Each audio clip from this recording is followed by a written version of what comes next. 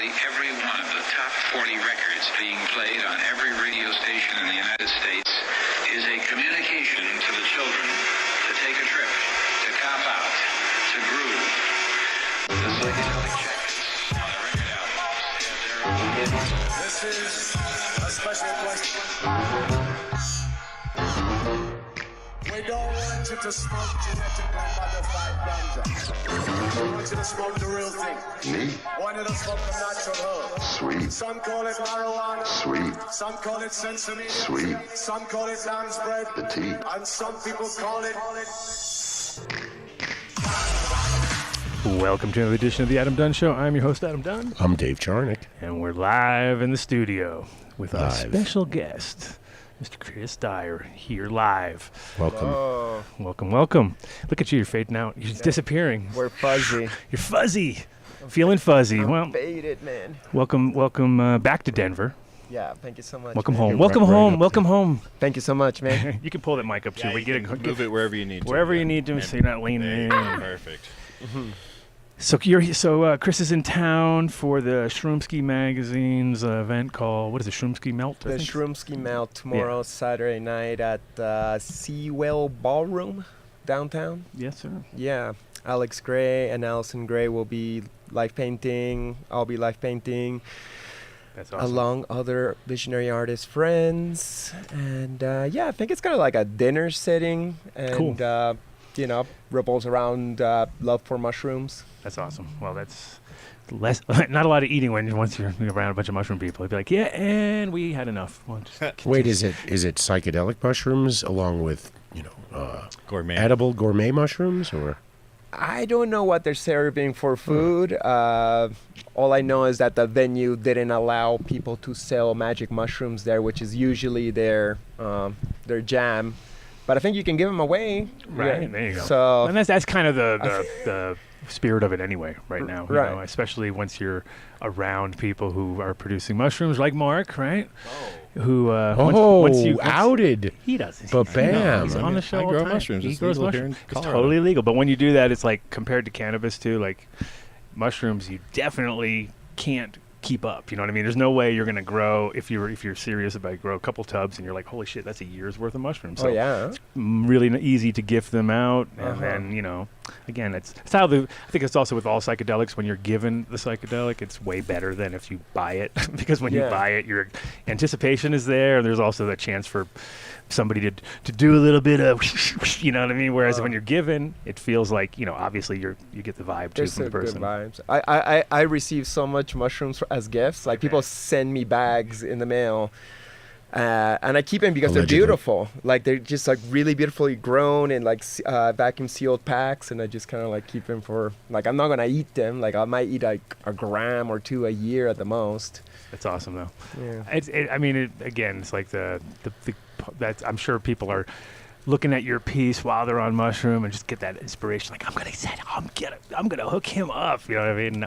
Little do they know that you're just like, okay, I'm chill. throw it into the pile. Yeah, and when I do mushrooms, I don't look at anything. I just put a blindfold on and go into the darkness and. Yeah, that's Yeah. the way to do it actually. And it's like then you really know what the mind's eye is creating at that point, right? It's not you're no outside influence. Yeah, I'm actually pretty bad at bringing visions from the psychedelic journeys back. It's not like I see it and be like, oh, that thing. All right, let's remember it and bring it down and paint it. I don't have that kind of memory. That's crazy, yeah. I mean, 'cause it seems like it seems like everything is pulled from that, but it's Yeah. it's already there. Like you've already got it already in there. I think so. It's like a subconscious thing that comes out naturally because I believe I'm from that dimension, but presently a human, of course. So when I go there, it seems like familiar. It's like, oh, I'm from here, and I'm actually there also while also being a human.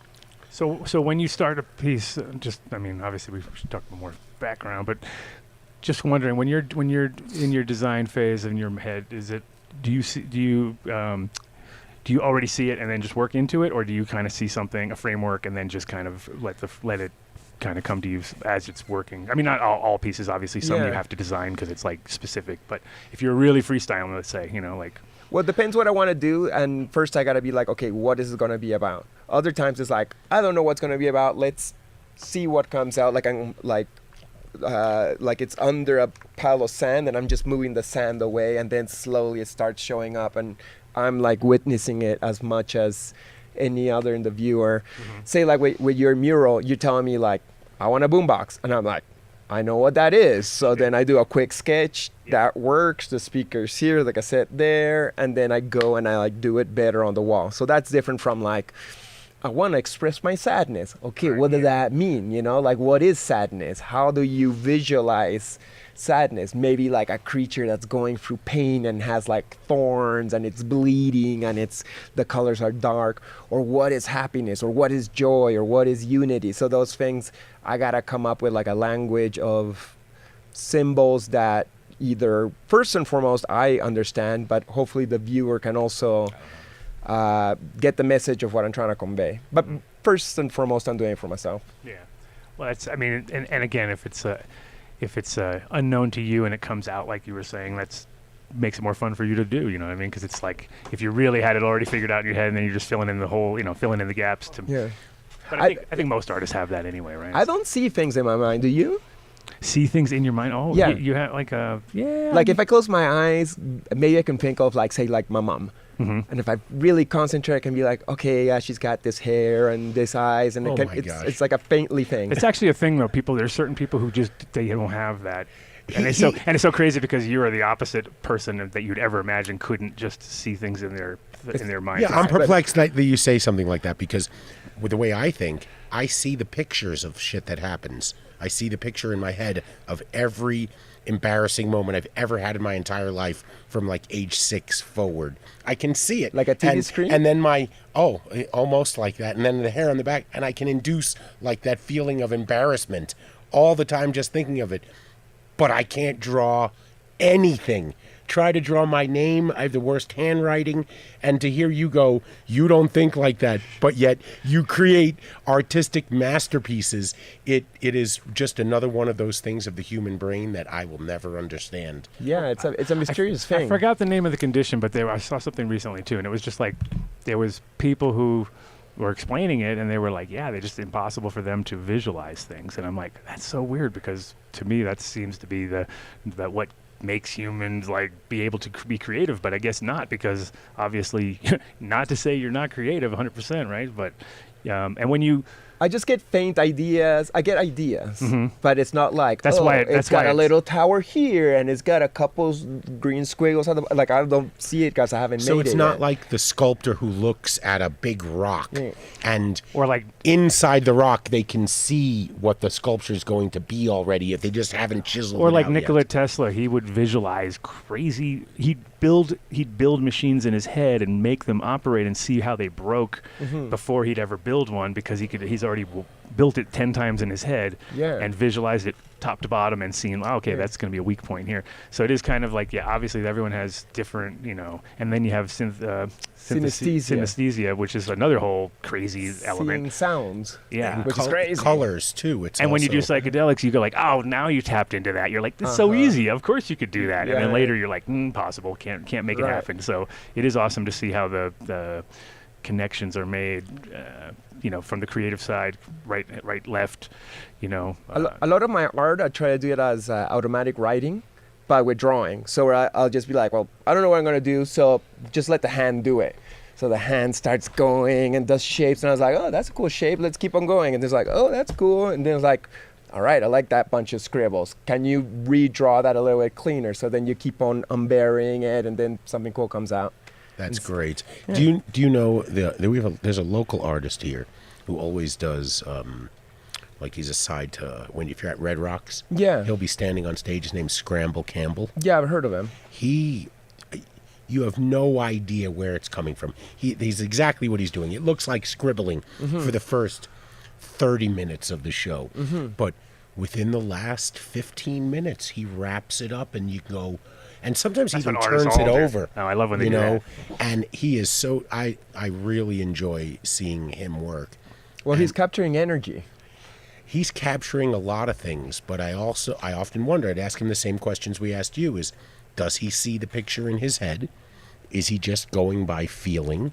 Or does he walk up to that canvas and he just like the kids that do the Rubik's Cube in 3 seconds. Does he see it, and it just takes him 90 minutes to paint it? Right. Or is every brushstroke something where he goes, I always trip out when they do the portraits upside down. Oh, and, yeah, and that's huge, crazy. And you're just like, how the fuck know. did they do that? Right? Like, God, you don't see it. I mean, I think with all really good artists, like it's hard to see the process sometimes because they're 3 steps ahead of you, and they're laying down, and it's until or more, and then when they lay that outline, you're like, oh fuck, now I see it. You know what I mean? That's always fun to watch. Or what about that autistic dude that went over New York in a helicopter and then goes down, draws the whole fucking thing I know. to the detail? Exactly. What? I know, it's nuts. So that, see, like, I'm not that guy. I'm like kind of like in the darkness, but I try to be an open conduit to whatever has to come through me. And I'd be like, sure, it's my art, but really I would like to think it's like the art of the energy that comes from me through the filter of Chris.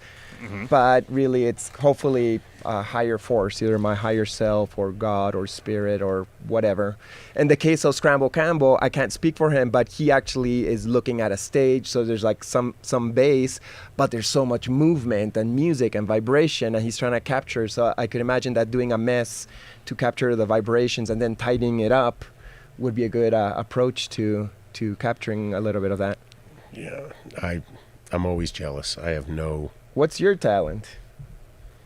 Oh, yeah. Great ask question. a chat. Quick, ask a chat. Yeah. Chat question. If you ask them, I can already tell you what it is. It's taking too long to roll joints. Yeah, there it is. We nailed it. Yeah. No. That's No, it. he's a master bagel baker. No, Yeah, he's I a would master say bagel. I've been very fortunate that the way the ebb and flow of the universe goes, I seem to have been in just the right place at the right time, sometimes not even realizing where I was. It's in hindsight afterwards, and been very fortunate to, try not to screw anyone over, so that whenever they speak my name, it doesn't come out with fire. And I don't know. I guess I'm a nice guy.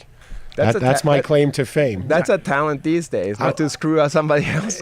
That's already. I'm like the Forrest Gump of the cannabis industry. I've been in and around the industry since the mid '80s, watching my aunt and uncle cultivate in Northern California, and seeing just the nexus of, how they all traded clones together, and how no one talked about it, and how you could come at a certain time and, get what they called their early bird, that they would put boxes over their plants to get them to flower early, and that terpene profile from Humboldt County from the mid 80s up until I guess around 92, when the cannabis industry exploded.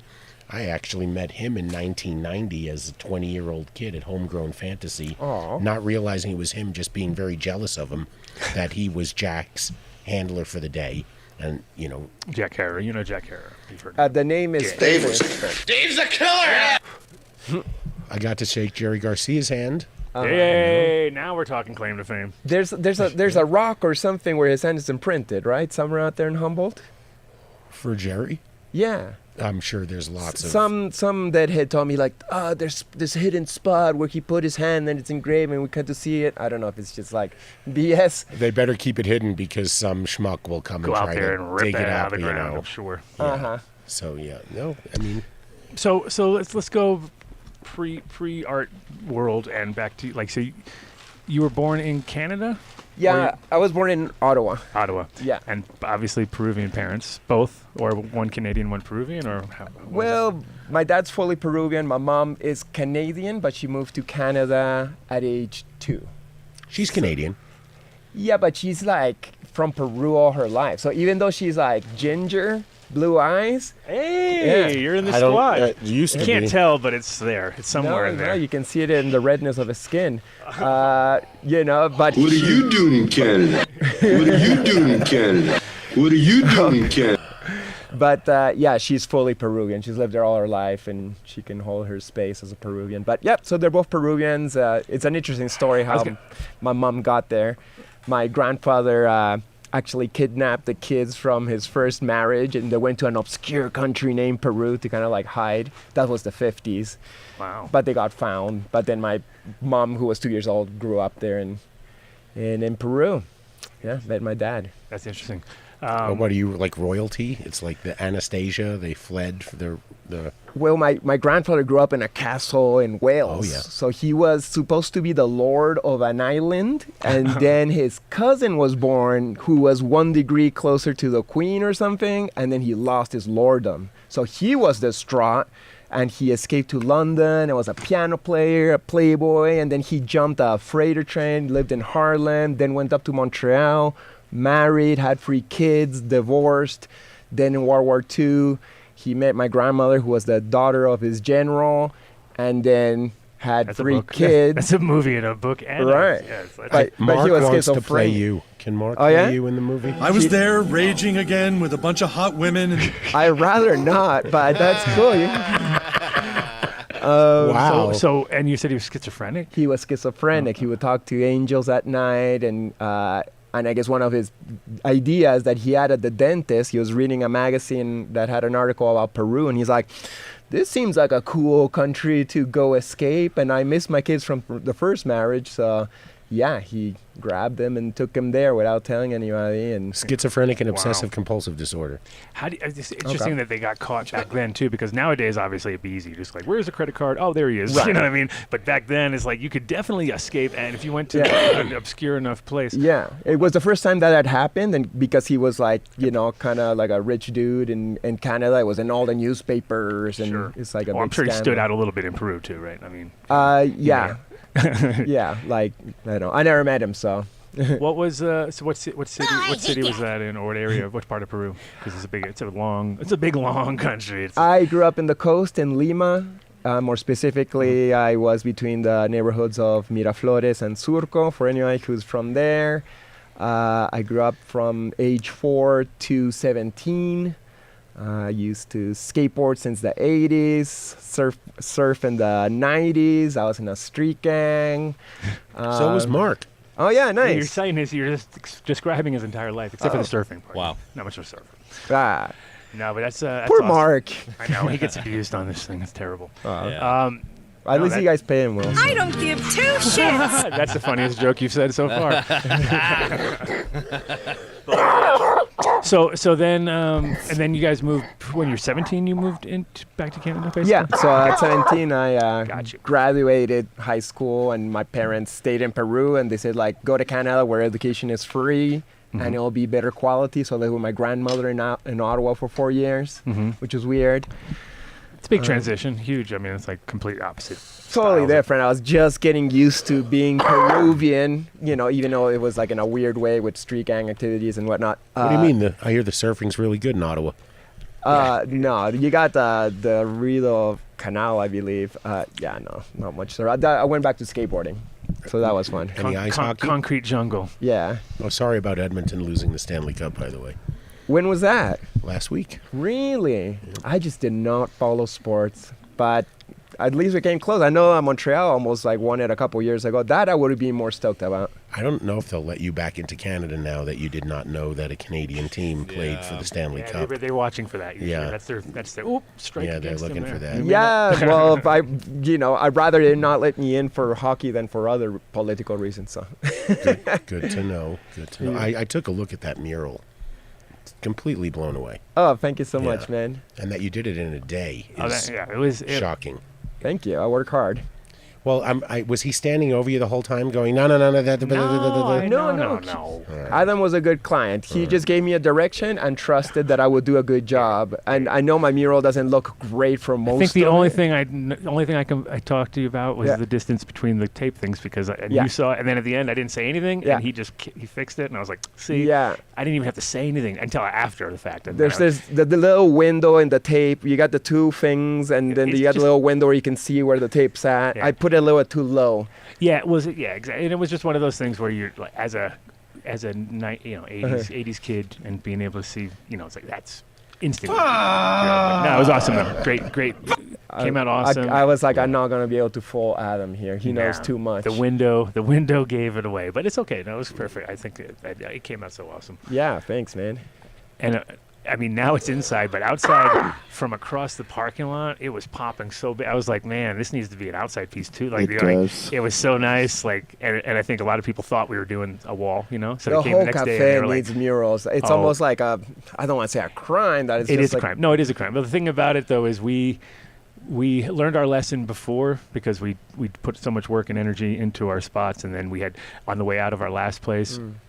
Actually, it's on YouTube too, where we the guy bought the property, and basically I had the whole place graffitied out, and he came in all drunk, right? And he goes, "Yeah, film crew's going to give me $10,000 a day to film here," you know? Oh, no. And I was like, "Oh hell no, they're not." You know what I mean? So before we left, I said, "If you don't give me, you want to pay me for that? Oh, cool. Yeah. You want to pay me $10,000? I'll pay all the artists." And then he goes, "What? No, man, I bought the place. I get it." I go, "Dude, that's my personal art on the wall. Yeah. I will be buffing that out." And he was like, he got all, and then I went in, videotaped us doing it. It's on YouTube, where we just went in like a team. We had just blacked it all out. We left a few pieces for him, just like symbolically, you know. But that just happened to one of my murals in Detroit, and I was a little bit bummed. But you know, they got kicked out of the building, so he erased my mural on the side as a diss to the owners. Moral of the story is you don't paint on anything that can't be. Well, that's why we did panels. It's called an Oppenheimer. That's why we did panels for this one. Yeah, and it's okay. Like street art's impermanent. Like it will die, it will get faded, crackled, erased, bombed. You know, as long as it doesn't happen in a week, I'm like okay with it. You know. Sure. Right. No, we had it too with a piece that we put on, and then it was like it's all done, and it was like it was literally up there for a few months, and then it was like new people came in and they were like, that's our wall, and I was like, oh come on, dude, it's not gonna hurt your place. It looks great, you know what I mean? And it was like, no, and then they just buffed it, but nobody didn't. It was like they added something new to it. It was just like some people are really stupid about murals. Some people are really stupid. You can just stop right. So if I can't see the boombox that Adam brought in, but is it tuned to the same station? No. Okay. Whoa, look how big it looks. I know, right? That's the way we want it right there. That's technology. Yeah, give me a whole side of a building and we make it up like gigantic. You know, Ozo is looking for an artist to come in to do for the next 6 months or something like that. Right. Who's also? It's our coffee sponsor. Okay. They're really good. I have coffee in the car. They're one of the. They are, and actually, he does stuff in Peru, right? He goes to Peru. Oh, and yeah. What he does. Oh, I know. So, like the Give Fangs dude? No, it's the coffee company. It's coffee. Okay. Yeah. So what they do, what's cool is Justin, the owner, and he basically goes directly to the farmers and small farms, and deals. Is not he gets them green, brings them up here, roasts them in Boulder, and so he does like all the coffee regions, definitely Peru. Well, I know also that goes to Peru, Pisac, Cusco area, and he works with artisans, and he married a Peruvian lady, and he's known in festivals for this sign that says "Give Thanks," but I don't know if it's the same.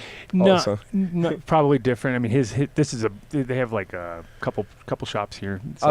Here in Denver. Been here for a while. The thing with them is they're very like all about taking care of uplifting the people that are doing it, nothing's ever mixed. It's never like just bring it in over here and we'll mix it up with that one and whack it out, because there's so much crappy coffee out there in the world. But I mean, Peru. So growing up in Peru, also were you doing graffiti at young age there too, or was it more of a when you got to Canada thing? So when I was 13, 14, I joined a street gang, and part of our activities was bombing town, just tags. I never did a throw up. I never did a piece. I just tagged the name of the gang, Sepulcro. Right. How good can you do it still to this day? You can nail it.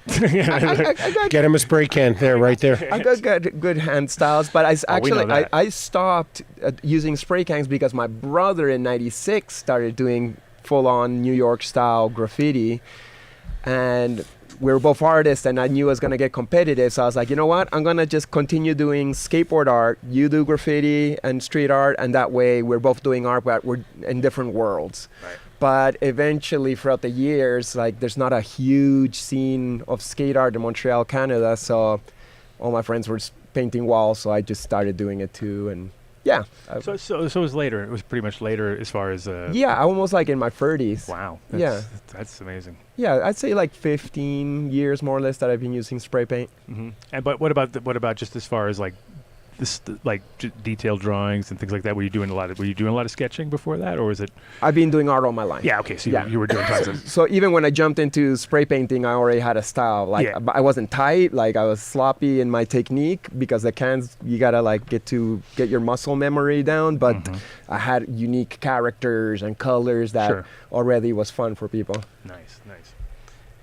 And I hear you're doing the poster for Dead and Company at the Sphere next week. Yeah, I'm Holy super stoked on that. How does that go down? And where have you made it yet, or is it something you do on site? Yeah, it took me weeks, and then you go back and forth first with the company that hired me, and then they go to the Dead and they get approval on my sketch, and then they come back and they say, so the theme.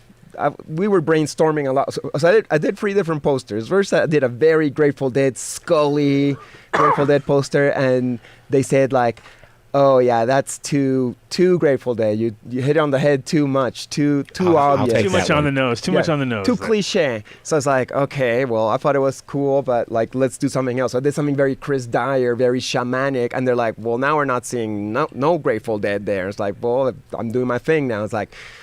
Still gotta be dead. So then like we get on the phone and we're brainstorming. It's like, well, it's psychedelic acid culture, so what about Fear and Loathing? And then like, okay, yeah, that works. So then I watched the movie. It's like, okay, the car scene, let's switch up the cameras with a bear and a skull, and the hitchhiker can be like a terrapin, and the bats can be the Rick Griffin eyeballs from that psychedelic album. The name I can never get it right.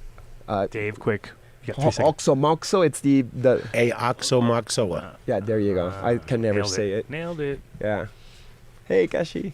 Look at that. Oh, fantastic. Ozo delivery. So yeah, they approved it. Actually, they asked me to do the lettering like Ralph Steadman, who was the guy who did art for Fear and Loathing, and I was like, I don't really want to copy somebody else's artwork, both because it's not me and because I'm ripping off somebody else's work, and I would have to go and ask him permission, and he doesn't even do art anymore, and like. So once I did my first draft, they send it to them, and they're like, "Oh no, that looks cool. Like, run it. Keep on going." That's great. So yeah.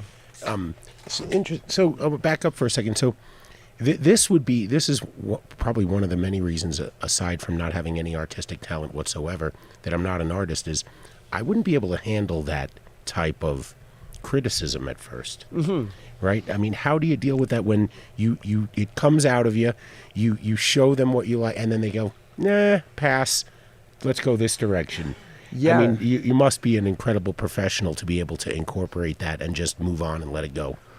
As my job, I gotta be professional and not be emotionally attached. I can disagree with the client and be like, "Oh, what an idiot. Like, they think that this idea is better than the idea that I brought." I can disagree, but at the end of the day, they're paying me, and if I want to I can tell them like, "You know what, this is not fun anymore. I don't want to do it." In that case, I was almost like, man, I don't want to do this right now. But it's like, no, come on, Dead and Co, do this, Chris. So then I kept on pushing. But in general, when people say negative things to me, which could happen every day at any point, I gotta be ready to be like unemotionally, like have no attachment to the words of a stranger who doesn't know me, and let it just not penetrate me. My psychic once told me like, people always throw mud at you, and you can either have the window open and it hits you in the face, or you can have the windows closed where it hits your window and you feel it, but it just slides off and you keep on trucking, Fair. Oh, look at the... Yeah, no pun intended. No, that was definitely totally intended. Totally intended. I don't even know how to drive. No, interesting. Cool. Oh, that's why your drivers just showed up? Yeah, my friends. Yeah, they give me rides. They pick me up from the airport. Those guys. Yeah. But in Montreal, I never needed a car. It was like, it's such a nuisance to like find a garage and put gasoline in your tank and repair it, and the tires get deflated every now and then. Well, you have a skater mentality too, though. So it's like from here to here does not mean go over like this. And just cut through the fucking thing. Yeah, you cut through the park on your skateboard, so much fun, or a bicycle, and if it's on the other side of town, you take the subway and you look at other people on there. You read a comic book, the internet goes off for like 10 minutes. Oh my God, panic. I know. Colorado is not one of the states that does well if you don't have a car. Maybe getting in and around Denver proper way too might sprawling. be okay. It sucks. It sucks. Like if you, especially on days like this, to get from A to, like once you get there, then you still got to go like blazing heat. It's definitely rough. So as far, I mean, like looking through your book, you've like traveled so many cool places, and it's like, I mean, I love it because I know how it is when you're traveling and working. It makes it feel a little bit more beneficial, just because you're not just like, it's hard to relax when you're just on a holiday or something, you know. But if you're working and you got something going on, keeps it moving. Do you ever go on holidays, or is it always work? I do go on holidays, but I'll still give myself homework because I like to have purpose. I like to have direction. I got this energy that's passing through me. I want to put it to use. So, for example, I guess like the last vacation I took was 2019. I just turned 40 years old. I'd never gone to India. I heard there was this abandoned Maharishi center in Rishikesh where the Beatles visit back in the 60s, and that street artists were taking it over. I was like, all right, I'm going on vacation to India then. So I bought my tickets, hired a chauffeur to drive me from place to place, and one of the things was painting at that, you know, a Beatles ashram is what they call it. And maybe that's work. I was sweating and doing hard work under the sun with really low quality paints on a rickety bamboo, you know. Yeah, I mean, you weren't there to get paid, but you were, so it's sort of a vacation, I guess. But but still, can't stop working. It's impossible. That sounds like it was almost like a spiritual journey for you. Oh yeah, no, it's amazing. And to do art because of the sake of doing it and you know, dreaming it, imagining and getting there, and then you get the big meditation dome, and you're like, you know, and you show up in the morning. I don't drive cars, so for me to get on a motorcycle and sip around people who are like vending on the streets is like super, just such a cultural experience. So that's my kind of vacation, not just like, oh, I'm gonna sit by the beach. Like I'll also sit at the beach and drink a beer, but not every day. Like you know, I gotta get busy too. Did you make it through without getting kind of nailed to any kind of bugs or anything along the way? Because most people, I got the shits. Okay, yeah, it was really funny because so I was in what was it, Jaipur or something, and I was seeing some palaces. I was like, holy shit! Like the Indian culture made these crazy palaces, and as I'm going back to the next spot, I see a painted elephant like walking down the street, and I'm like, god damn, like that's so beautiful. And the chauffeur is saying, by the way, chauffeurs are really cheap. It's not like I'm this millionaire, but you know, like chauffeur is like a glorified cab driver who's just with you all day. Yeah, so there you go, no big like easier than trains and you know, waiting lines. For sure. So he's like, oh, you like painted elephants? I can take you to a spot where you can paint an elephant. I was like, what? I could paint an elephant? Let's go. He didn't even know what he was saying at that point. Yeah, so I go and I talk to the owners. I was like, are you guys mistreating these elephants? No, this is a family business of 700 years. We love our animals. You paying us to paint it actually helps us feed them because they eat like a lot. And and the paints are like, you know, water soluble. They come off really easy. It's part of our culture for thousands of years. This is not about. And then they're like, okay, that sounds good. Let's go. So me and my girlfriend painted it all afternoon, take some pictures, posted on my Instagram that night, and just turned off my phone. And then I got the shits really bad all night long. It was going back and forth on the bathroom between pooing and vomiting. They didn't even like sleep. And then I wake up the next morning. I was actually going to the Taj Mahal the next morning, and I was excited but also exhausted. And all of a sudden, my phone's blowing up because all the vegans were like, "What? You painted an elephant? You piece of shit! You animal abuser! That animal didn't want to get painted. Who are you? These animals get beat with hooks and chains." And I'm like, whoa, dude, like I didn't see none of that. Like I don't think so. Like the elephant washed off the paint after he was done. It was fun for us all. I paint humans sometimes. The humans are not mad. Can you paint Mark? I'd rather not, but if he paints me enough. Hey Mark, how much you got? No. You got a bag of weed? That's, yeah, I mean, again, like Obviously, you didn't spray paint the elephant. I mean, then you'd be a fucking piece of shit at that point. You'd be like Banksy did. I don't think he spray painted, but he painted.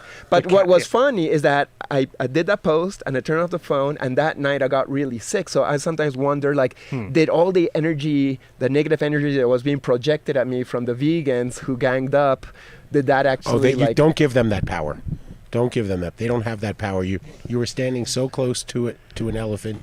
You were inhaling its microbes. Everything about it. Yeah, maybe you had drank something that afternoon. That wasn't. But everybody gets the shits in India. It's part of it. It breathing. They wipe their bums with their hands and water. So like it happens. Kind of. Yeah. Seems like it might be a little bit of a problem. Yeah. It was not because you put water-soluble paint on an elephant that cleaned himself off afterwards, and you fed the elephant for how long?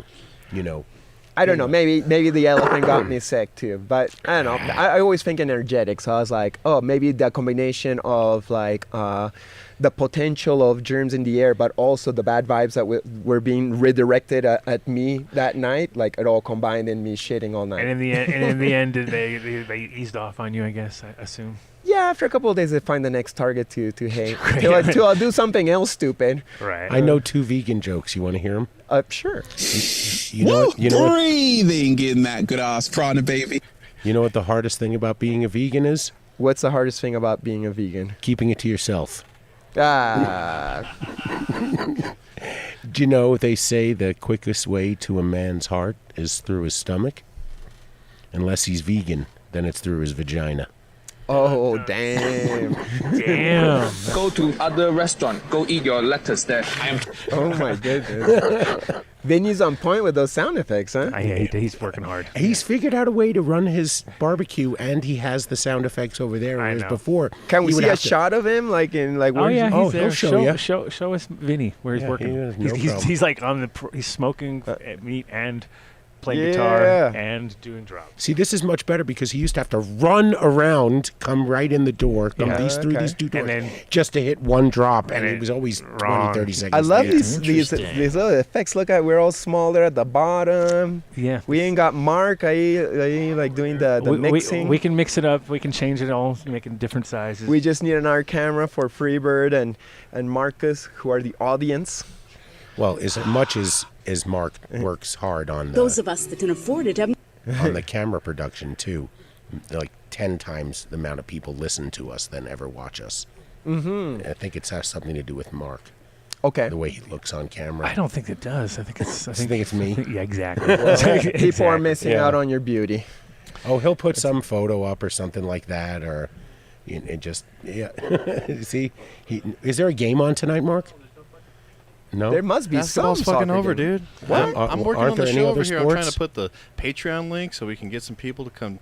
There's people that want to ask Adam questions. I'm like, if you join the Patreon, you can talk as much as you want to them. So talk to them let's for just an hour. take a minute, and Adam doesn't have to sell himself on this. If you grow cannabis, you get a chance to watch his garden week after week after week, almost every single plant.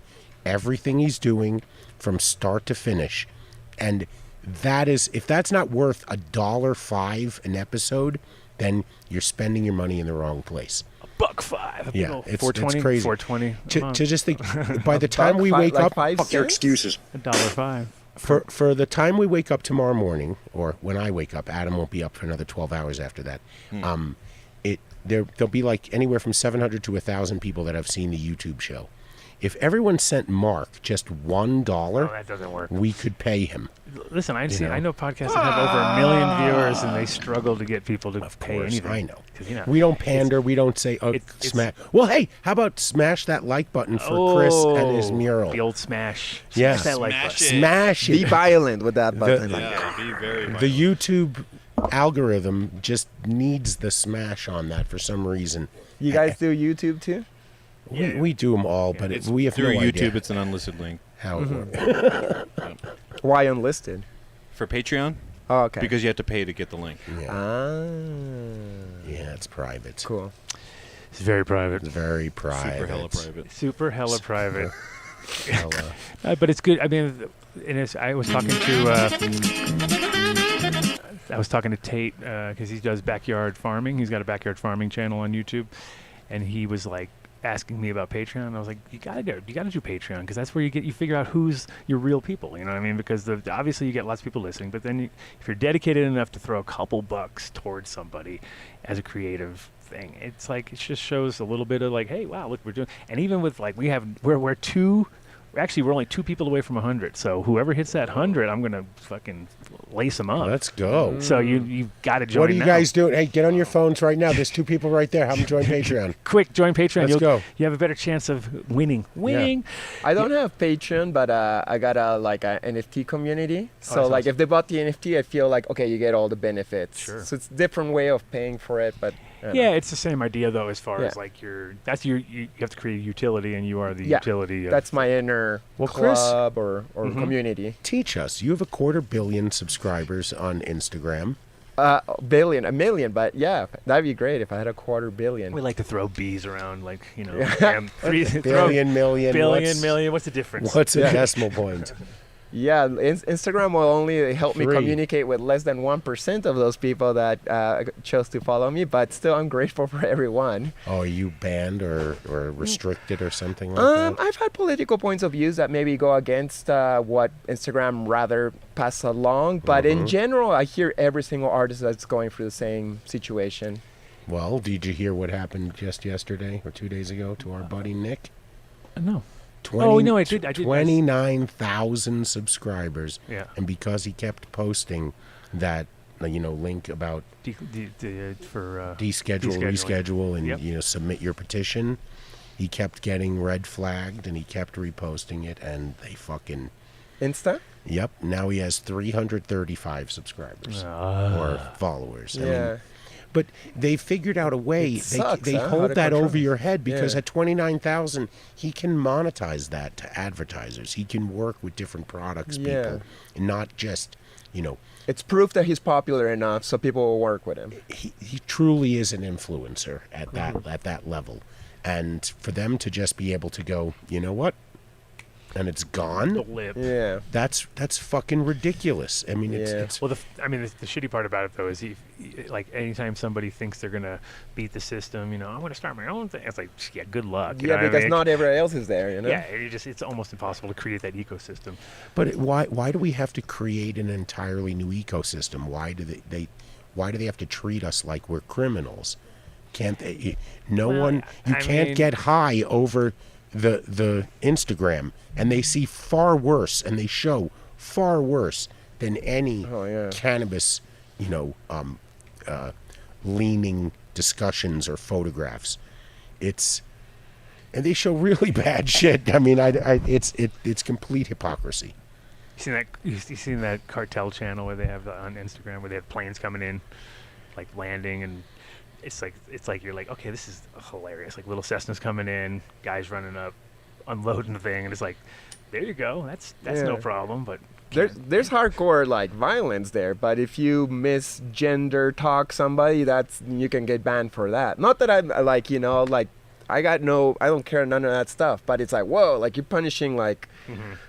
You're not punishing hardcore things, but you're like, if you got opinions about truckers, then all of a sudden you'll get shadow banned. Oh, in Canada, big time, yeah, of course. I did one post on my Facebook. So they did like a video like, we are the truckers. We want to talk to our government. This is what we want. We're peaceful people. We're all racist. We're all sex. We just want to talk to our government. Will they come down and have a conversation with that? And I'm like, wow, cool.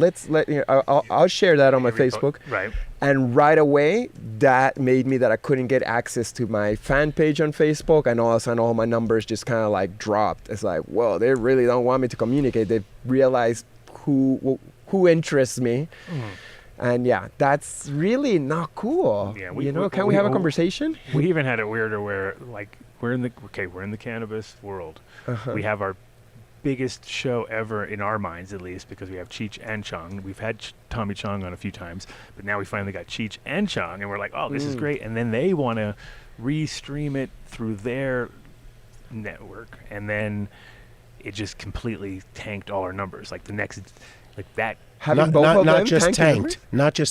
No, it had nothing to do with them. It had to do with the fact that we are now. It's the Adam Dunn Show. So if you don't listen, it doesn't say Adam Cannabis Mushroom Psychedelic Show. It's his name. And honestly, they can't flag that name because there happens to be a baseball player that has a podcast. And so, they didn't know. And we had a 12-month period. We had 1.3 million plays of our show. I mean, million play. That's huge. I have a theory. I think when all this AI stuff came around, they figured out that we weren't. They transcripted it. That we weren't the baseball player guy. Yeah, that's what we think too. But people were listening. It wasn't like they just tuned in. The numbers were showing that they were listening for like. No, we have the uncanny ability of numbing their brains so quickly that they couldn't even listen to the show. They'd be like, "These guys are talking a bunch of drivel. We can't even listen," and so they never actually listened. And then AI just laid out a transcript, and they saw cannabis, weed, mushrooms, psychedelics. Bad. Do you think people are looking for that basketball or baseball player and then just I've had it all I have yes, it. but not. For the show? I hope so. If you do and you're listening, contact us. Tell us your story. I want to hear your story. Yeah, no, to your point, Chris, maybe once, maybe twice, but not for an entire 12 months. Yeah. 150,000 plays a month. Uh-huh. And then the day after we do the upload with Cheech and Chong, the numbers dropped to a tenth of what that was. That's a computer getting in the way. That's like, if you don't remember, what was the name of that? If you don't type the whole thing out and not spell anything, whatever it is, it didn't get you to us, or I don't know, or they just took us off. And they didn't let anyone who wasn't subscribing to us hear it. But 1.3 million to maybe 130,000 for the year. Well, shout outs to the people who are still here, still listening, faithful love them viewers and listeners of your show that will search out every week. Well, when you said you got fucking attacked by the vegans, it made me smile thinking I had one person go, "That's what you want, your face on a can of shitty weed." Ooh, oh yeah, he got attacked. He got attacked quickly. Within 20 minutes of sitting down for the first show. So shit happens, but not like that. I didn't wake up like sick, shitting myself in India. That definitely didn't happen. Some witch doctor put a curse on you all night and you dehydrated. They've been trying to put curses on me all my life, and they can't do any worse than I do for myself. So don't. Oh, look at that. Oh, look at that. Yeah. So, Mark. Going back to shitting yourself. He's putting one of my animations. So Peru's also famous for ayahuasca, right? For all the travelers go. What did you? I mean, it's kind of crazy too, because in the beginning, I remember like 25 years ago or something like that in Amsterdam, because Amsterdam had a kind of like they had the what's the church? One church? Santo Daime. They came there, and then there was a few other groups. So it was kind of like an early, that was one of the centers where you got to see all that. And then obviously in the last 10 years, it just seems to have gone almost mainstream. Ever since like Burning Man, just kind of, I think it went so mainstream to the point where it got kind of a little commercialized, huh? Ayahuasca? The whole scene down there in Peru, as far as it's hard to generalize a whole scene. There's good people, there's bad people, but there's also people taking advantage and so on. By the time, so I heard of ayahuasca already when I had left Peru. This is like 2004. Somebody gave me a CD-ROM full of Terence McKenna speeches, and I got turned on to like holy shit, like there's this whole thing in Peru that I didn't know about. So I was always curious. That's awesome. Surfer friend contacted me with a shaman, but then I saw that ayahuasca had become really hip in the festival scene and the visionary realms, and I was already doing like art that people thought I was doing it. So people were like, "Oh, you're a Peruvian psychedelic artist. I bet you did all that art on ayahuasca." And I was already like kind of like not offended, but like, no, man, like I came up with these ideas, like I got creativity. I don't need like a drug to like make me creative or come up with ideas. And so I actually purposely avoided it for years. Wow. I was like, I don't want to do ayahuasca because if everybody else is doing it, like that's just not interesting to me. So I avoided it. But eventually, around age 33, I was in Lima doing a solo show, and a shaman shows up to play music at my show, and he's he's loving it, huh? I love this. Nice. I should have taken some mushrooms tonight. It's so cool. So the shaman's like, so are you ever going to go to the jungle and meet ayahuasca? And I was like, I don't know. And my wife at the time, she was from Belgium, as I told you yesterday. Super clean, high maintenance, lovely person, but like going to the jungle with like bugs and mud and too much nature is just like not shanty enough for her. But she had like some psychic revelation that I had to go to the jungle and I had to go and do ayahuasca. It would change my life. So I was like, all right, we're going to the jungle. And yeah, we went there and we stayed in a hut, and she fucking hated it. And everything you thought on that side was true, right? Yeah, no, there were like giant spiders, and she was just like so not stoked. But she was, and she couldn't even do psychedelics herself. I think I gave her weed once and she left her body, and she was like, she thought she had died. Right. Yeah. You're like, probably not going to do it. You should give it to her again so she can go back and find it. She told me, call the hospital, call an ambulance, I've died. I see myself from the rooftop, and I'm like, just give it an hour or two, you're gonna come back. Get me some of that weed. Right? But anyways, went to the jungle, did a couple ceremonies. She didn't even do anything, but it was like amazing for me. And I thought, I was like, okay, I did it once or twice, and it was like super amazing, revealing, but I don't have to do it anymore. Like I just did it out of curiosity. But then a couple of years later, as my marriage was suffering and I had a lot of questions if I should stay married or not, then I felt like I had to go back to the jungle and consult with ayahuasca, and she gave me the answers, which was go and get divorced, please, because that's better for the planet right now, like for you to be out there being an artist and staying home and being a good husband or whatever. And I realized like, okay, I gotta come here every year, do a cleanse, keep on digging deeper onto who I am, and become a better servant of the light. And see my parents for Christmas too, doesn't hurt. No, that's such a win. It's such a win-win, and it's so awesome that it comes from your own culture, and you just like like now you get to tap into that, which is for real. I mean, it's a pretty. I mean, it's an amazing thing. And for years I avoided it too, because I had a friend who, that's what he did. He would come over to Europe and he'd go to France and he'd do all these ceremonies, and he kept asking me, and I was like, nah, dude. I was just always like, had this like, no, I don't need that. You know, I don't. And then. But when it does come to you, and it's just one of those things that you should definitely, if you feel like it's going to help you. And I went into it, and I think I told you yesterday, but it's like I went into it with not so much of an intention of like, you know, anything, like I wasn't really trying to find any answers or anything like that. But what I did have, which was awesome on the first experience, was because people around me were going through all sorts of crazy shit, right? I could just hear it all around me because I was in a big group. But I was like laying there, and I had aliens above me just kind of scanning me slowly, like if they were doing, almost like they were doing like some sort of, you know, energy reparations thing.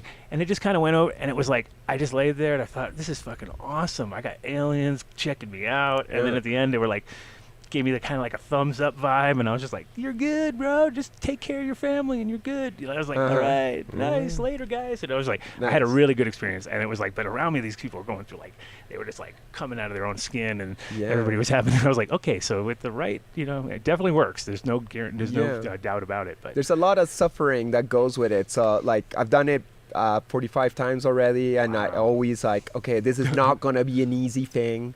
There might be some good moments. Maybe at the end I'll end up like sitting there at peace with myself, but I'll probably have to get my, like, you know, my face rubbed in the dirt, you know, and face my bullshit and realize that I don't want to live in certain ways. And but also like the body for me, it gets freaked out. It gets a lot of anxiety because it's like, what the fuck's happening? Like I'm not in my body anymore. So the body itself is just like, what's going on? Like I'm like interdimensional, and I'm so expansive. And meanwhile, the snakes just go inside, removing your dirt, like making you all sick, and you want to puke all your fucking demons. And so just like there's a process that's not an easy one. Yeah. But yeah, I don't know. Like I've learned a lot from it, and I've come to a better, more balanced way of being, and I'm super grateful for the medicine. Yeah, I mean, there's people who can do it once and get a ton. It's like kind of like, you know, I think a lot of psychedelics are like that too, where some people want to scratch that itch every fucking time and keep going back at it, and then there's other people who can get so much out of one experience that it's like completely changes, you know, it's life altering, and it can just change the way you think, which is awesome. There was a woman one time with ayahuasca, which I heard a great story, where she was like, she had some sort of a genetic issue, and she went into this ceremony like wanting to figure it out, and she literally was given like the fucking actual code, like literally the code. Here it's X8113 or something like that. She went back, told the doctor. He fucking looked at her like she's crazy, and then they realized that was the fucking thing they needed to, like, it was crazy. It was like so specific, which is like, it's super magical. Yeah. Like, so there's times where it's so worth it for people who have those kind of crazy, like, you think the answer's not there, but it's there. It's and it's inside of you already. You just have to fucking pull it out. We somehow. need to connect Chris with Vince Kadlebic from Meow Wolf. Seeing this thing, I just, I'd love to do something for Meow Wolf. Straight ahead. This is fantastic. I could see the two of you collaborating on a whole. I would love, like, if you know people at Meow Wolf, like, give me a room and I'll make you a fucking crazy psychedelic installation room. Yeah, well, we have. Look at this. I'm sitting right in the perfect spot trying not to move. You're like enlightened right now. We've had. Is that all it took, huh? No, we interviewed Vince opening night of Meow Wolf in Denver. That's cool. From a mobile studio from the parking lot. Nice. Eating mushrooms together. Wow. So is it cool? Super cool. Yeah. Very cool. Very cool. And I mean, that place, for sure, they'll have space for you because it's always in, it's in flux in a sense, and it's an amazing. Put me event. in touch. I'd always want to do it, but I don't know who to talk to. I have friends who are in there, but you also don't want to go up to your artist friends like, hey, get me in. I just, like, hey, congrats, and leave people alone, Right. I'll send a group text after the show's over. Yeah, it's definitely, it's put. Again, like, kind of put Denver back into like a cool zone where you're like, hey, at least we got cool shit to do, because it gets a little bit. It was like I went to the Santa Fe one, and was jealous really quick. I was like, damn, I wish there was something like this here, and then it actually happened. I did the Vegas one first. I think the Santa Fe one is the best, followed by Denver, and then Vegas last. The Santa Fe one too. I have not gone to Santa Fe one. Okay, that's the original. That's really cool, just because it's very. It's just like, really, this is it, and then all of a sudden you're like blown away. You know what I mean? Whereas Vegas is Vegas, of course. It has to be big and stupid. It's a whole supermarket. You come out. I mean, it's definitely a cool one, but it's just it's a more, you can see there's money there. You know what I mean? Yeah. Like, you're like a lot more projections, a lot more electronic kind of art behind it. Whereas the other one is a little more like old school, has that vibe. I thought like the owner of Meow Wolf had something to do with Game of Thrones, like the writer or the owner. It's a corporation now, I believe, possibly. and Vince stepped down, so he's not really affiliated with them. But It was an art collective that was like all hanging out, had a bowling alley that they were doing their work. Remember, he used to throw raves, and that's how he used to was responsible for the ambiance, and that's how it started. Yeah, and then there was a moment where they almost kind of just gave up. Everybody was like, there's no money, and it's all, and then he was like, come on, man, what about this? And it just clicked. It's crazy how that worked, huh? Like a whole, like, theme park kind of surrounding psychedelic and trippy art. Yeah. And that it's full of people, I don't know if all the time, but probably like a lot of time. Like, it's pretty that's very encouraging for both art and psychedelic culture. It seems like it's like the next iteration of what an art gallery museum will look like for the generation who has trouble being away from their phone or not getting stimulated every 19 seconds. Or I'm sorry, maybe it's 8 seconds now, whatever it is. So it is that spot where everyone can come and sort of figure it out and go, you know what, not everything needs to be spoon-fed to me through a television. Or all the bullshit they're telling us. It was a great way to step out. And what I appreciated even more that night was that's where we discovered that's the band that was there. I'm totally blanking their name right now. The percussion band. Oh, the one that was they had it all. They were wearing all this stuff, and then the crowd. Vinny knows. Vinny, what's the name of them? What's the name? What's that? The band that played at the Meow Wolf. That one. They all wear costumes. Ikio. What is it? Ikio. Itch.io. Itch.io. Yeah. There you go. Yeah. I love that one. You should all look that up. Itch.io. Whenever they come around, you should check them out. It's very tribal. I also hope they do a Meow Wolf in my area. Like, I'm in St. Petersburg, Florida. We got a Salvador Dali museum there already, and we're not far from Orlando and all of that. action theme stuff. But I think a Meow Wolf situation will work in my area too. Big time, yeah. I went to the Dolly exhibit there. It's amazing. Yeah, it's so great that we got a whole freaking museum full of amazing paintings. If you do go there, don't miss out on the fact that they have this whole room right off to the side where they have like 10 to 15-year-olds inspired by Dolly doing sort of Dolly-esque work.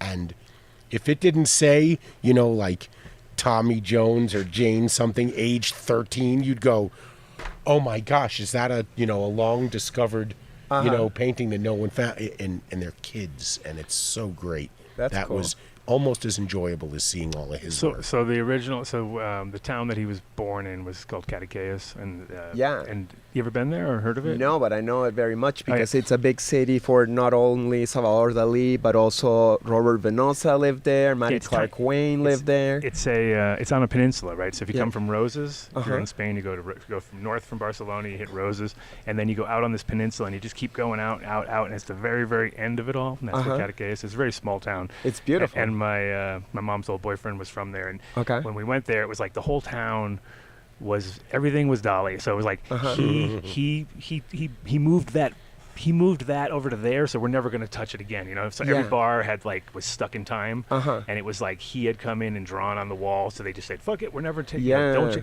And it was just like but it was such a cool spot, and it was filled with artists that were all there. This is back at like 89 or something like that. So a while ago, and it was like. But it was just really weird because you went into this little town and you're like, there's so much talent in this little tiny spot. It was just amazing. Yeah. Because of Dali, other talented artists went there. Everybody went there, yeah. My favorite artist lived there. His name is Matty Clark Wayne. Okay. He did the cover for Santana Abraxas and Miles Davis Bitches Brew. Do you guys know those covers? I have to think...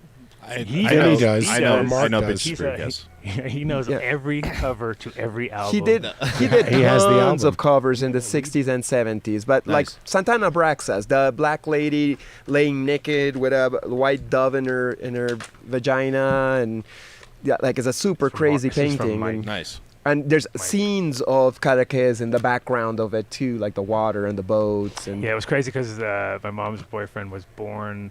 If you get to Cadaqués and you get to the end, then there's a little dock that runs out, and then at the very end of that dock, there's like houses all along the dock, and he was born at the last house at the very end of the dock. So it's like literally like as far as you could be to the water. It was crazy. Yeah, that's awesome. I hope to make it one day. It's too bad that all the artists I care about are dead by now. Yeah, there was a guy named Herman Brood who was a Dutch artist, and he was because I recognized him when I got there. I was like, hey, wait a minute, that guy's like pretty famous, and he's just out. He was just out like there you go, drawing sketches on the street for like cigarette money, And so it was that kind of a vibe where you could just like pick up. Yeah, I need some cigarettes. Let me just scratch you something. Here you go. Boom. Give me $10. It was just like, or whatever it was at the time. That's awesome. I've been to the Dalí Museum also near Barcelona, but I don't think it's in Barcelona itself. But it's like a train ride not far away, and that was like really impressive too. That one has even more artwork than the St. Petersburg one. But yeah, it's one of the reasons why I moved to St. Pete is because they had a psychedelic art museum. It's like, okay, if they got this here, maybe I got a chance to like do a little something in my life. So it's the most dog-friendly town I've ever visited. Oh yeah, is that so? Yeah. Tell me about it. They take their dogs with them everywhere. Nobody gives them shit for it at all. They go inside with them. Nobody expects that you should leave your dog outside or in the car because they'll fry.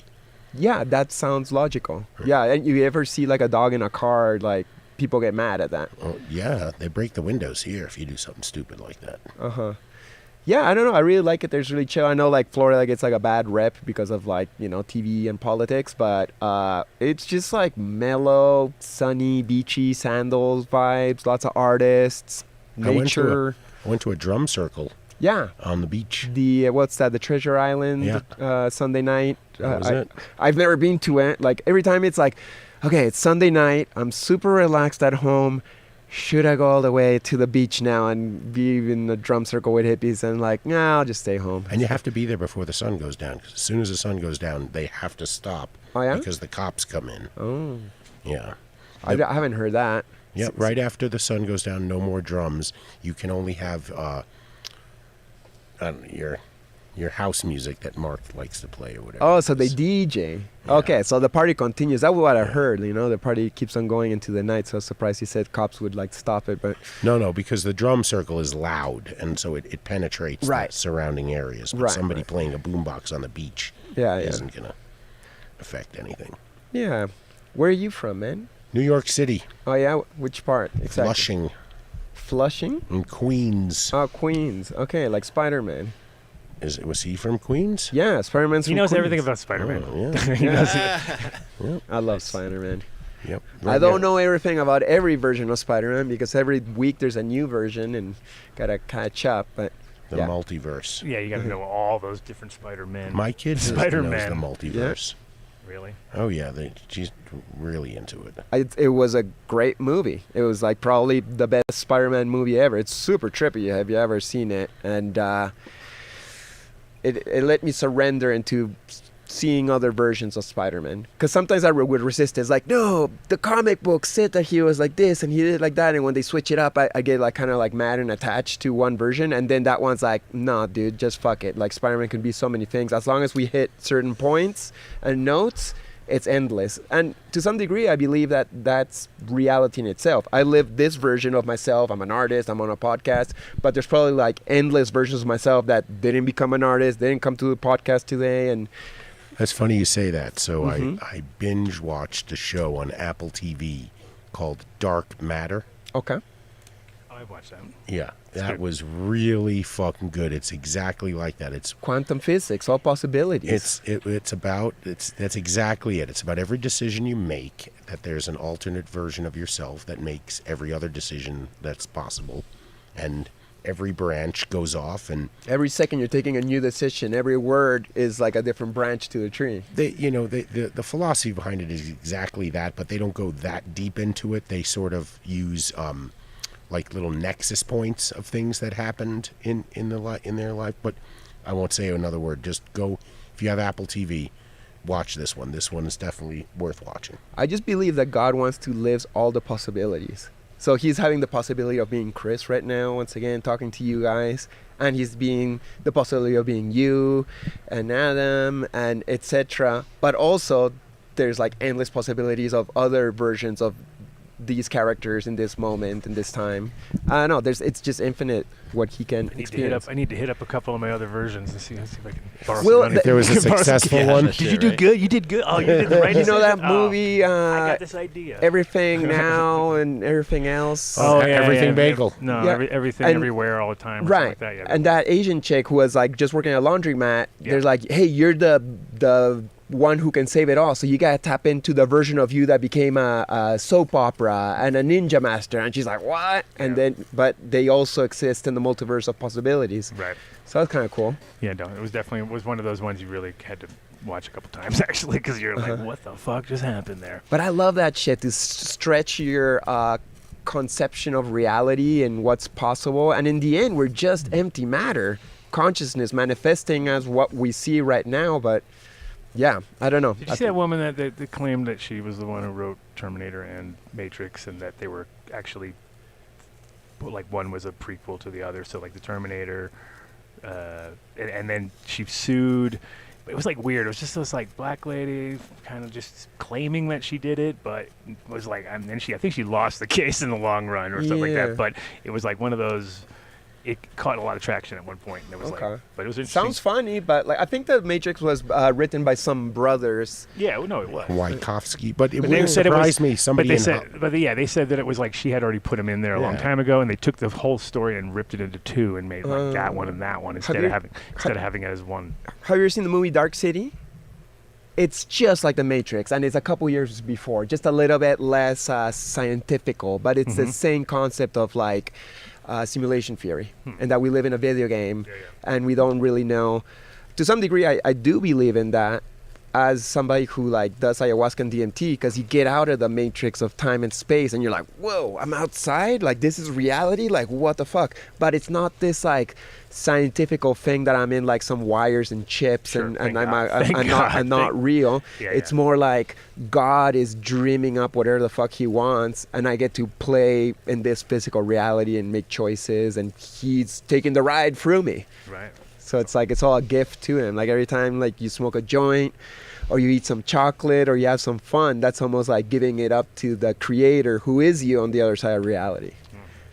Interesting. Yeah, it's like it's weird how you also tap in on whenever you're doing these, when you're doing different like DMT or ayahuasca. Like when I first time I did DMT, I didn't know where it came from, but my first vision was a jungle and computers, and I was like, oh, they don't even need computers in the jungle because the jungle is a computer. Like that was my brain at that moment. And then I saw some panthers and shit, and it was like my friend goes, oh yeah, it's from where it's from, and I had no clue. So I was like, oh, that must have been fucking real because that shit just came out. I had no clue. It wasn't like it was predisposition towards it, or I had somebody kind of saying this is coming from the jungle, and then but no, it was the opposite. It was like where it's like inside in Amsterdam, you know what I mean?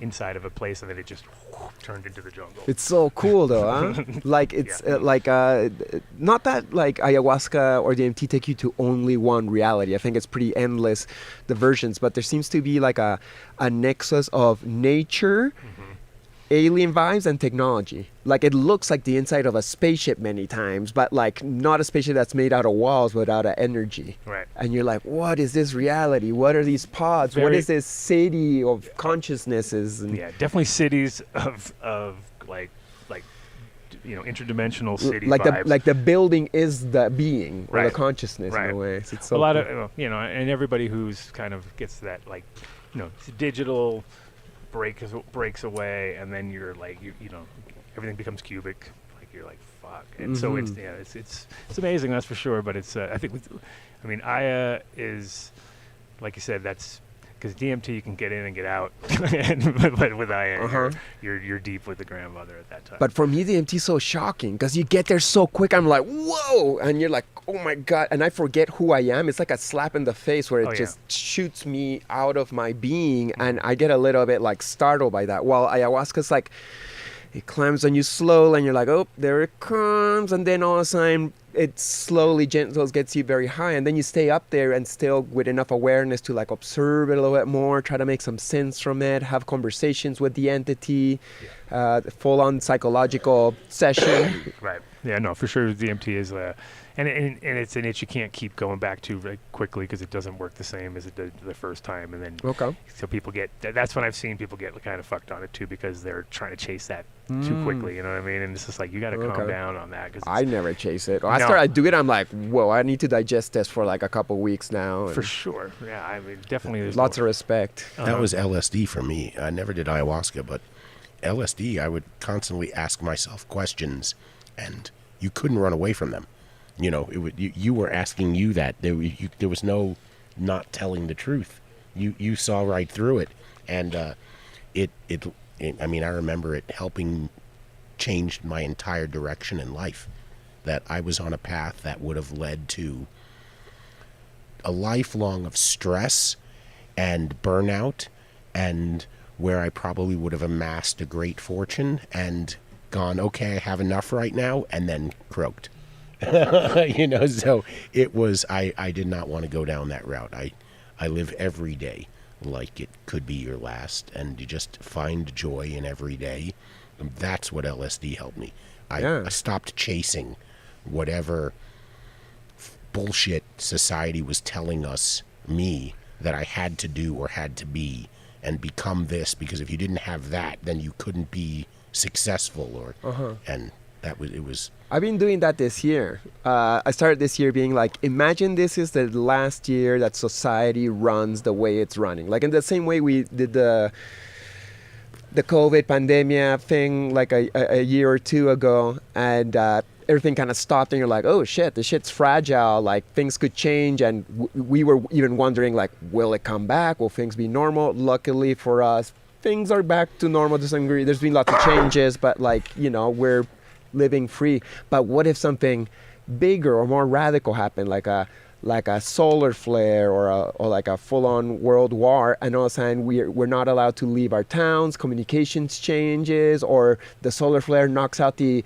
energy of the world for like a year, and you're just like forced to like become like a farmer. So I'm not saying that's going to happen, but if it's a possibility it could happen, a year from now or 2 years from now, what's stopping me from doing whatever the fuck I want to do today and really fucking take a big bite out of life as we know it, really enjoy it, feel no guilt about all the blessings we live.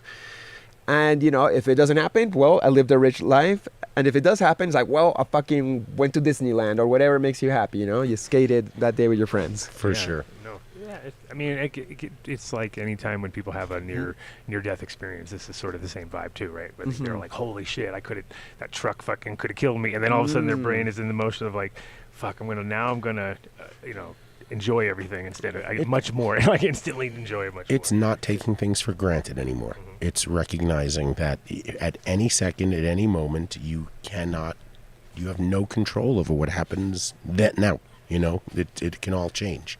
Find enjoyment. That's what if you're living for some moment in the future, then you're probably going to be disappointed.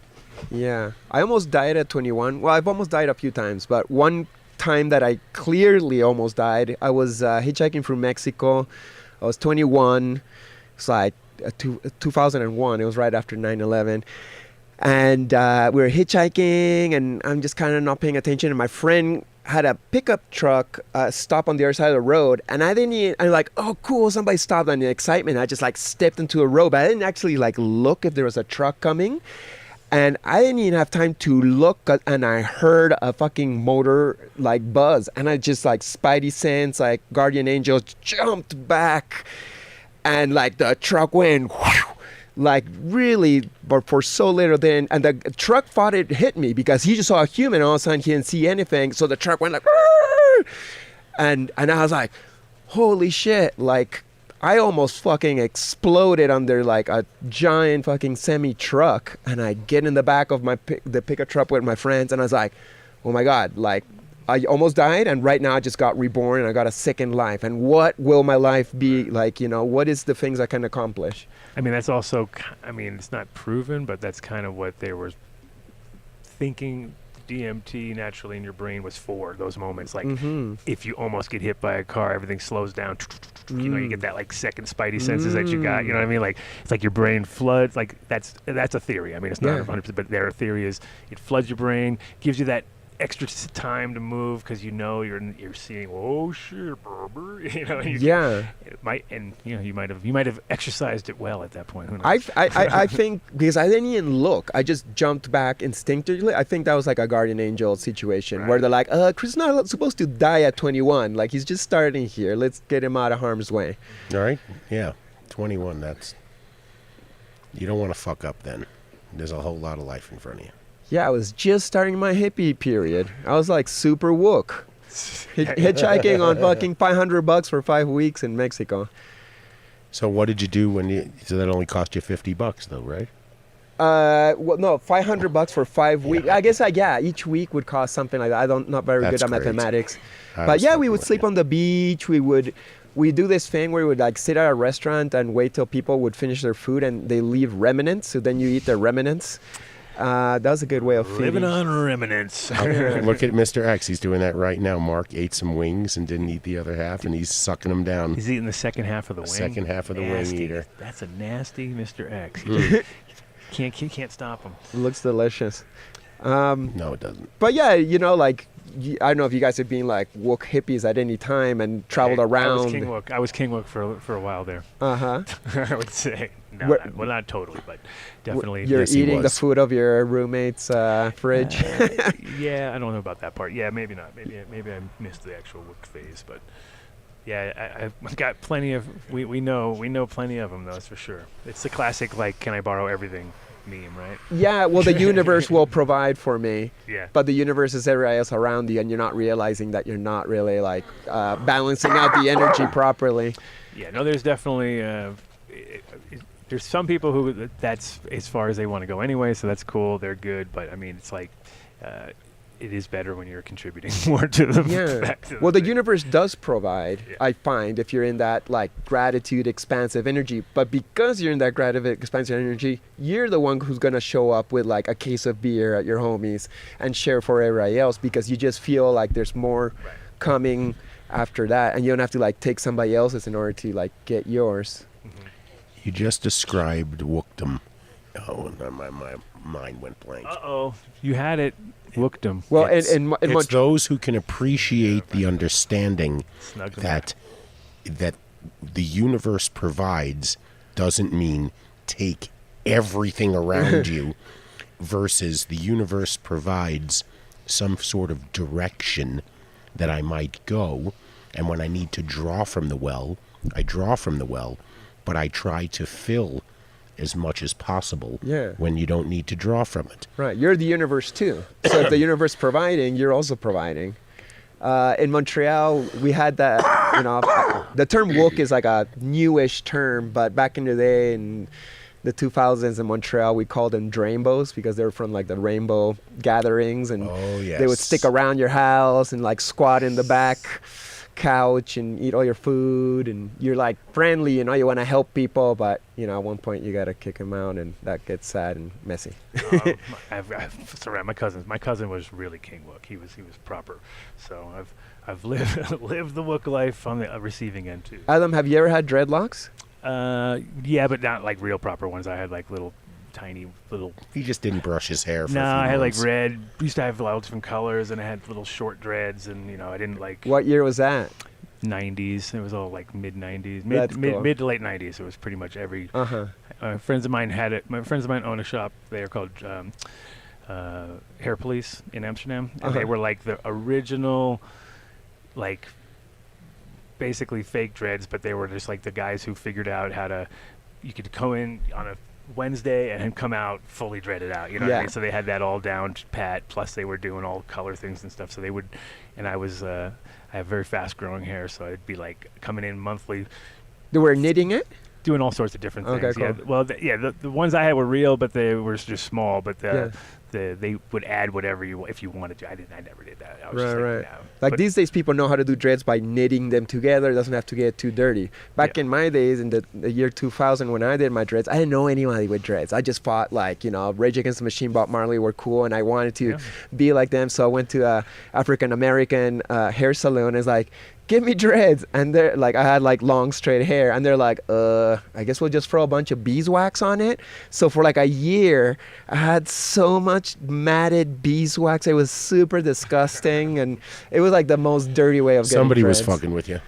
Yeah, They're like, look at this guy coming in here. No, that's how they were doing it at one point in time. For real? Yeah, they were just rubbing beeswax and like making these like, and like that's that was when people didn't know, I've heard of that before. Well, let's call Soma.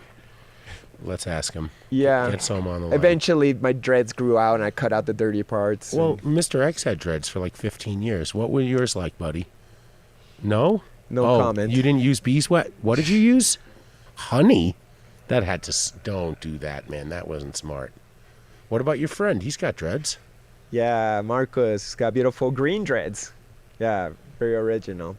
But that's natural to his... Did you use beeswax? No. No, Yeah, of course not. He's dark, so his hair grows more like curly styles. Perfect. Yeah. Made for it. It's awesome.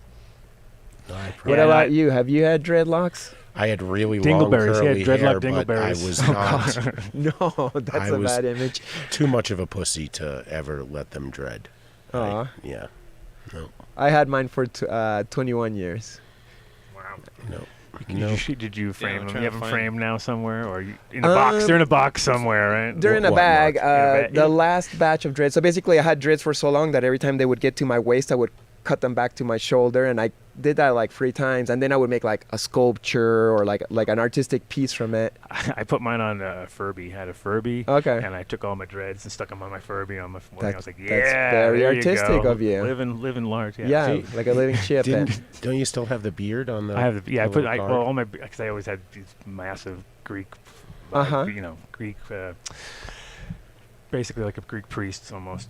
And then I would when I would cut them off, I put them in a shadow box and rebuilt them up.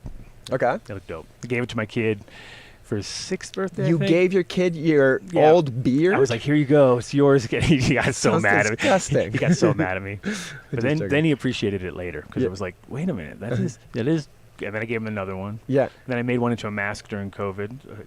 Cut it off and mounted it on a mask so I could wear it when I needed it. Uh-huh. That was good. Nice. Yeah. Sounds very artistic and creative. I'm trying to work with what I got, right? Nice. Literally. Literally. So what is a president? He's late as usual. Yeah. He said 6:20, and then it was 6:33. See, you never know. Can we trust these politicians these days? No, very not. Well, this guy, definitely. We couldn't trust him before he became a politician. So it was. Well, he can't do any worse than the other two. No, he's doing good. Actually, the last time he came, he told me he'd be here at 11:11, and he was exactly right when we did the 24-hour show. Yeah. So, Mr. X will come on camera. I'm looking for your dread picture. I don't have it anymore. It's in my book. I know. I guess my book's in the other room. Let's talk about your book. We haven't even talked about your book. Yeah, you got to plug my book. Yeah, I sent the link out to people. Let's talk about it because I haven't.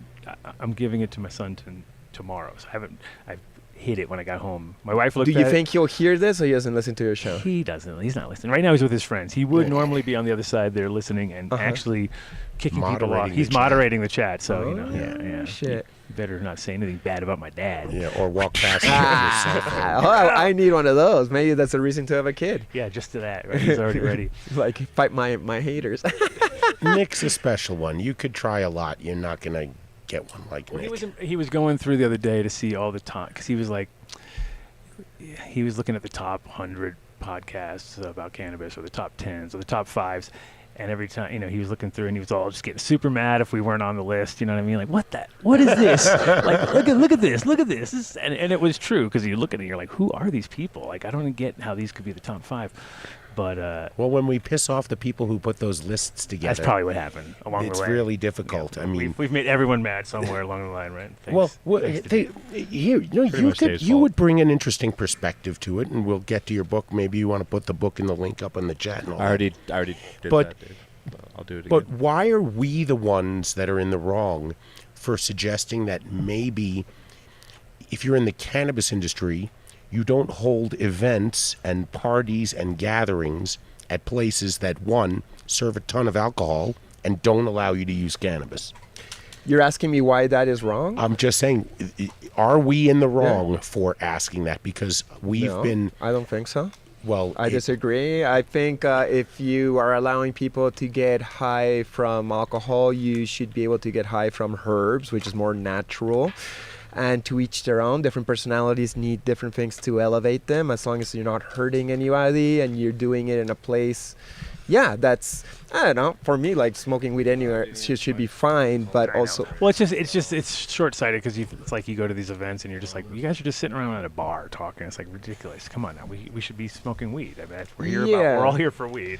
Well, I think it's been demonized for so long that takes a minute to remove the stigma, but it's going little by little. So let's go back to the book before we get sidetracked, because we're really good at sidetracking here. That's our number one. Good. That's our number one skill set. You asked what his skill was. It's sidetracking the conversation. Tangenting. Yeah, nice. He's good at that. But, cool. Well, I'll tell you a little. When did you first publish it, though? Okay, so this book is my second art book. It's called Shamanic Journeys. It came out like a month and a half ago. It's 256 color pages, hardcover. I actually started putting it together when I got stuck in Peru in 2020, with the lockdowns. There was no flights in or out of Peru, so I ended up being there for 8 months and not a lot of jobs, staying at my parents for all that time. So I started laying out my book. That's cool. But didn't have a happy ending at the time. I had to wait for a few years before I had a happy ending for it. So only this winter I went ahead and I finished it off, did some final paintings, and sent it to the publisher, Last Gasp of San Francisco, which is a classic. You know Last Gasp, right? Of course. Okay. Publisher that like Sat Comics and Strange. You don't remember them? No.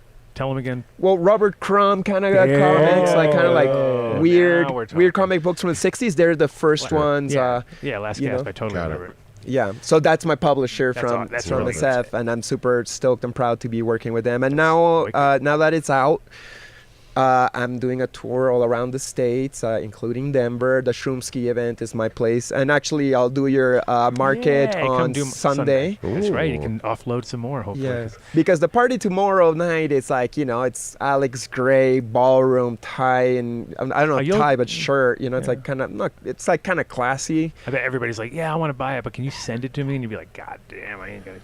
Well, you can do that, right? How many? Yeah, pages? I got online sales too. But not a lot of people buy everything online, or you see it and it's like, oh, that looks cool. Next, so I gotta show up in person and be like, look, it's made out of like paper, and you can flip the pages, and look how hard I worked on. Don't you want one? Yeah, they're really and they're like, oh shit, yeah, sure, I'll buy one. So it's like, I don't know that I'm not trying to convince people. I just gotta show up and be like, I can sign it for you. Yeah, that adds value. But no, it's definitely a killer book. There's a question in the chat by somebody by the name of, I'm not Ed Rosenthal, I'm John Smith. But what does the book weigh? Because he thinks his book weighs more than yours. I don't know. His is like 22 pounds or something. This guy's book is ridiculous. It's Ed Rosenthal's mega book of monstrosityness. Yeah, no, it's so cool. Did he write for some magazine? For some magazine, yeah. High Times. He used to write back in the day, but he's also written. Yeah, he was a how-to guy, right? He is the how-to. He is pretty much the how-to guy. Like Ask Ed was his column. Do you have a question for him? We can call him right now for you. We have an Ask Ed question. Look, there you go. There's my dreads. Oh my God, you're so cool. That's so like, Euro raver stuff. That's my 99 look right there. 98, 99, 2000, somewhere in that range. I love it. Yep. So you can tell I just came from the guys like, all right, could you like tighten it up here and add some color? Did you have the glasses first and say I want the color? No, to be I just got. I'm literally getting the glasses from Black bet you Flash had right giant pants under there. I did. Yeah, so big that it made no sense. Yeah, they weren't Jenkos. I made my own.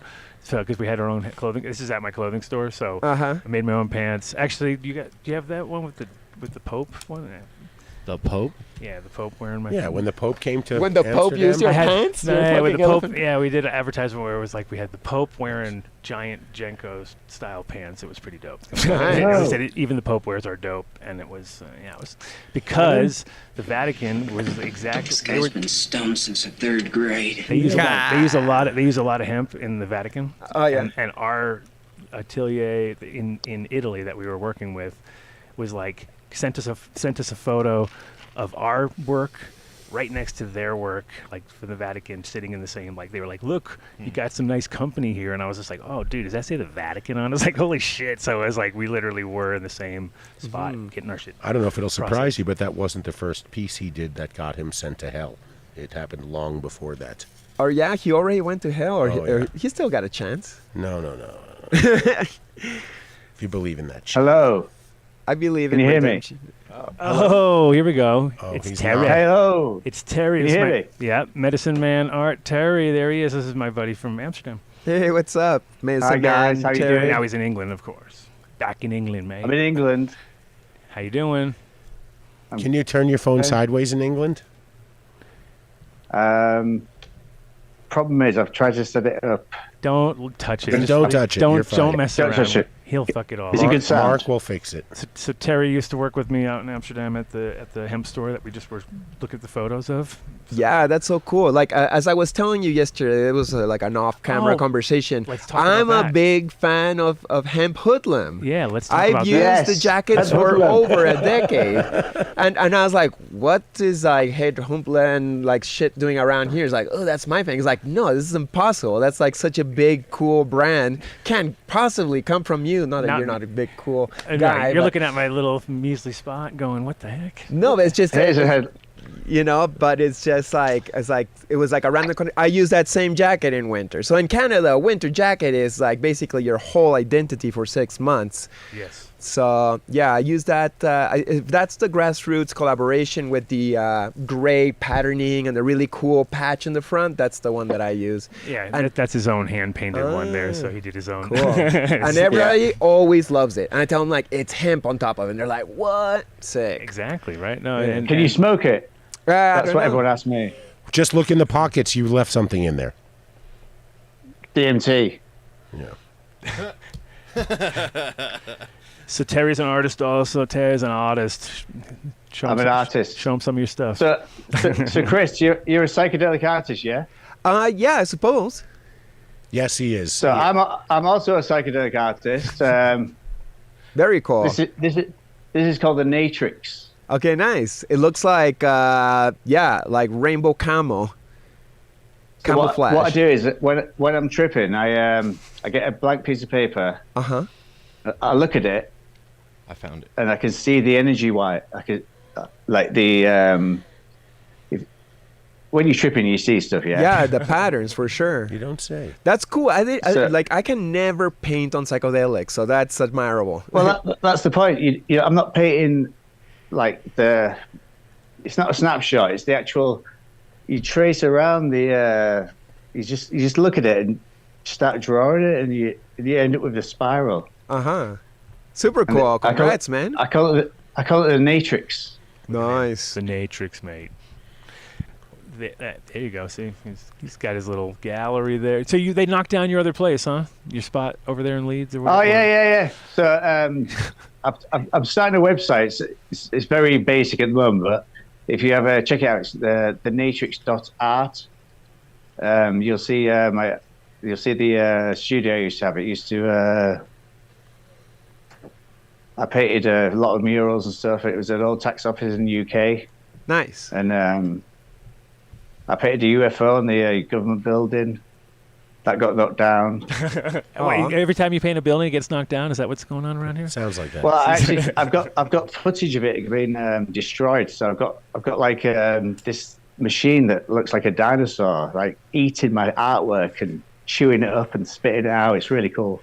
Nice. That sounds so fun. So I'm going to make some YouTube videos eventually and do some work with it. But yeah, I'm interested in your visions. So you say you're from Peru? Yeah, I grew up there. Yeah, so you're so to me when I look at your artwork, it looks very Mayan calendar sort of style, sort of. Yeah, people tell me like, oh, your art looks so like Mayan-y, Aztec-y, Inca-y, and I'm like, I think it's more like just generally tribal, because when you go into the center of reality, it all has that kind of like, I don't know, it's got some kind of weird tribal mandalic patterning, and and then it goes out as cultures around the world. It goes into Bali or Nepal or Peru, and then we might be like, oh, that kind of looks like this culture I'm thinking of. But what I'm trying to do is just be like, I want this to be from the center of the universe, but also connected to all the cultures that it's inspired. Yeah, do you ever see I see a lot of eyes. Do you see the eye? I do, but because there's other artists like Alex Gray that do a lot of eyes, I try to do a variety of eyes. So it's like, okay, if I'm gonna do like eyes, I want to do like a fucking buffet of very distinct, different eyes, not so much the same ones repeating itself. But when you're tripping, do you actually see an eye? Sometimes, yeah. And sometimes I even see Alex Gray style paintings. I don't see my art though, really. Like I see just like things moving, and I'm like, well, this is not my art, but it's cool. I don't know if I could paint this. It's too ambitious. Plus, it's 3D vision, and yeah. Yeah, I see Egyptian hieroglyphics and stuff. Oh, so cool. Yeah. So maybe you got a past life there. Well, I think because you're Mayan and you basically, it might be your genetics. You're channeling the energy, or it's well, like so. When you express yourself, you're projecting the style of that area. I believe I have past lives as Mayan and from Central American tribal groupings. As a Peruvian or half Peruvian, it would be more like Inca and pre-Inca cultures. Yeah.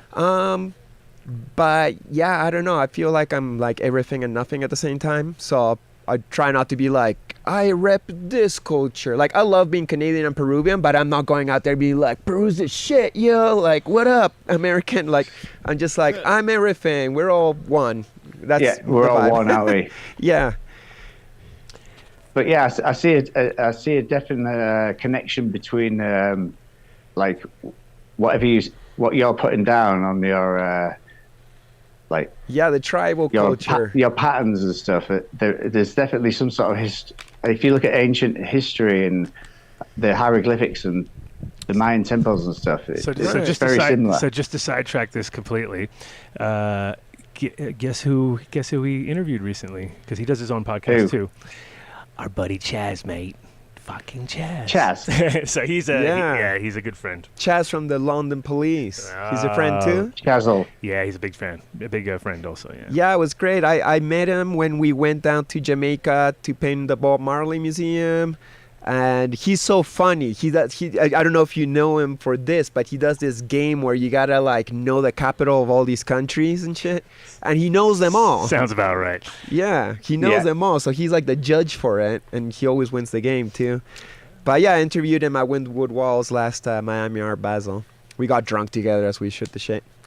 That's about right. And that episode, podcast episode, kind of got like shadow banned because all my other episodes got a lot more. Welcome to the club. Because the London Police and the name itself is kind of like whoa. They're talking about London Police here, and also controversial. And we were talking about politics, but he said a quote. He's like, when it comes to politics, I don't like it when artists go and say, you should vote for this guy, you should vote for that guy. The algorithm must have read it as in like, oh, he's promoting a particular politician and we can't have this get out there. So sorry, I just said those words and I ruined your podcast analytics right now. We have 30 seconds. If that's all right. If that were only thing that got us. We're already shadow banned so deep anyway. It's Dave's fault. We're under the... Yeah, it's my fault. Oh. So Adam, if we was in Amsterdam, Adam, we'd be going to Awakenings next week. Oh, Awakenings, mate. You'd probably be wearing something like this. Oh, there it is. Probably be wearing something like that, too. Oh, there it is. There's the old ad. Oh, wow. So there's my... That's not disrespectful. Those are my pants. That's me wearing my pants there as the model. There, so there you go. I love the super long 90s chain you got going. Chain wallet. That was our first product. One of our first products. If it would have been a hemp chain... Well, the funny part is, I said the other day to my wife, I go, I could have had class. we have. I could have been a contender. We have I could have been somebody. Jeremy Fish. We have a Jeremy Fish collab that we did. Okay, so nice. we still have a small roll of Jeremy Fish material. Yeah, nice. So I was saying like we got to make wallets or something, and I made the mistake of saying chain wallet, and then CC was like, we are not making a chain wallet, are we? I was like, why? I go, chain wallets are they're people who I still use it. Still rock them, and still... I have a dude that still wears the one that he was wearing in high school. Like, I have my buddy, he still wears his the metal doesn't break. Right? Your wallet never gets lost. Nobody can mug you, like, just to pickpocket you. Did I not wear a chain wallet forever, Terry, or what? As long as I could. As long as I physically could. Yeah. As long as I physically could, I had to. I would have lost my shit so many times. Oh, yeah. We lost everything all the time. Did you use the chain wallet and forget and then get up and it like yanks everything off? Yeah, it gets caught on the chair. It gets caught on the chair. And it goes all the time. There's certain noises or feelings. Yeah, definitely when it's like chain wallets. But it's a... That and the tongue ring with the two pieces of metal that would get in the way in the 90s. There you go. But yeah, in general, it was a good time to be in Amsterdam, 90s, 2000s, and then it's all died right around 90. Once they changed over to the euro, it all just changed. Like it was like no problem. It was like overnight. It was overnight. I saw recently Gilders were the best. There was a Vice special that came out recently where that one guy who does the cannabis show, you know what I'm talking about? There's like he does recurring theme stuff. Anyway. In Amsterdam? No, on Vice. And so he goes to Amsterdam and he talks to them about their policy. And he talks to this one Dutch guy, and it's literally like he's giving them the impossible speech, like overnight, it's impossible. And then he said, it's all. His whole point was that everything is all organized crime, right? And you're like. And then he would be like, yeah, so why not make it legal so it takes it out of organized crime and doesn't make it... And the guy just couldn't wrap his head around, yes, it's organized. It was like, it's so... When you watch it, you're just like, wow, that place is was so advanced when we lived there. And then it just fell off a cliff at one point, And now it's the opposite. Now it's going to go... the digital is going to do the same thing. Mm-hmm. Yeah, it's exactly. Well, they changed the money because it was like one day... You went in and it was like, oh, it's a guilder, for this. And then the next day it was a euro and it didn't change. Like the menu didn't change. It was the same menu. And you're like, you just doubled like the prices overnight? It's like, yep, that's the way it is now. We're not going to go back and change it. The only thing that changed that you couldn't do that with was like cars, houses, things, that were fixed price. But anything that wasn't fixed was just immediately jumped up. So it became everything became expensive overnight. You know. Damn. That's crazy. Yeah. I felt very lucky to visit Amsterdam before that happened. Yeah. And the Gilders had the beautiful, I don't know if you remember them, but they had like the sunflowers on them Yeah. and stuff. And the money Trippy. was like, They were very trippy. Yeah, it was very cool. Like the money was beautiful, and you were like, ooh, it was like very Monopoly vibed. You know what I mean? When you first got there, you're like red, blue, yellow, green. It was like every color of the rainbow, and it was $2 to $1 to Gilder. So you would always like, oh, how much is this? And it was like just cut it in half, and everything felt cheap. In 1990, it was better than it was almost 4 to 1. There's the best one, the 50. That's the one right there. That's gorgeous, trippy one. Better than the politician's face. Yeah. Well, I mean, they had still those guys. You know, they had the old, but they were old. They were ancient.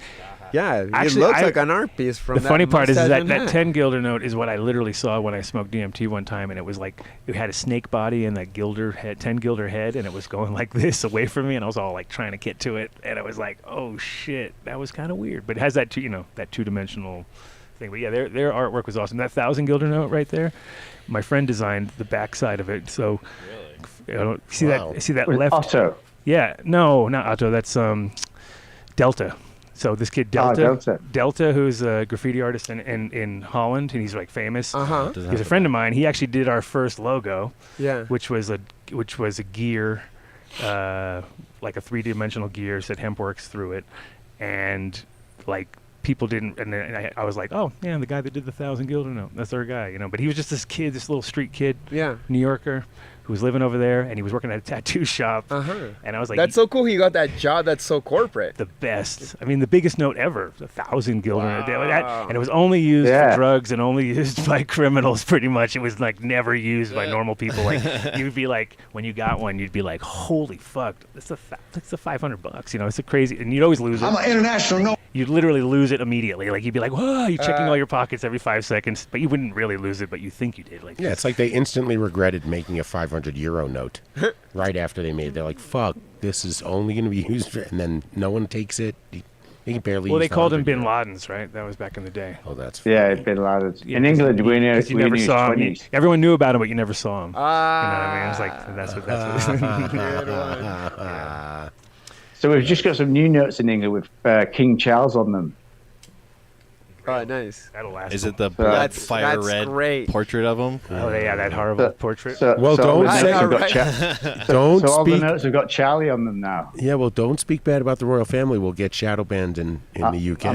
We already are. I'm just saying, all the notes have got Charlie on them.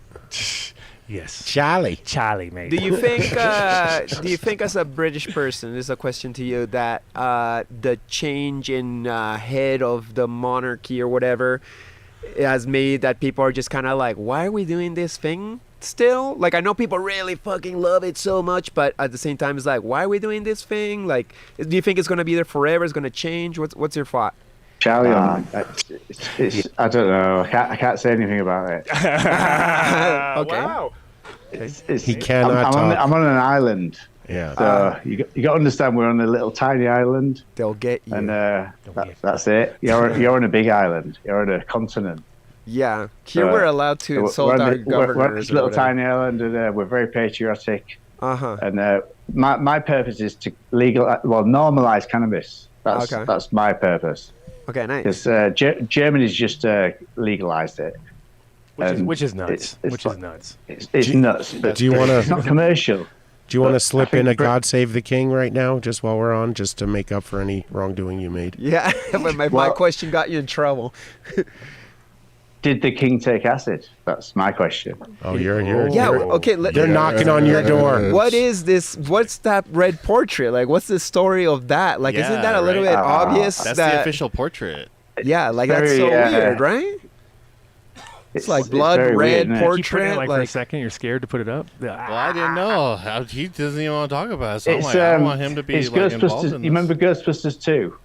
Ghostbusters 2. Yeah, it's a Ghostbusters 2 portrait. Dude. Yeah.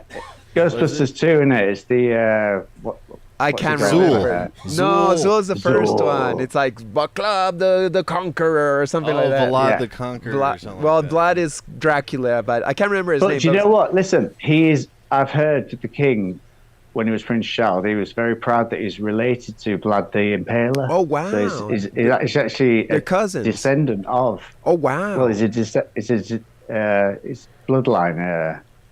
So well, let's not talk about blood and King Charles, because once again we'll get in trouble. But yeah, do you think he talked to the artist and they planned it together and then revealed it together, or was he surprised when the artist revealed it and he was kind of like it looked a bit shocked, right?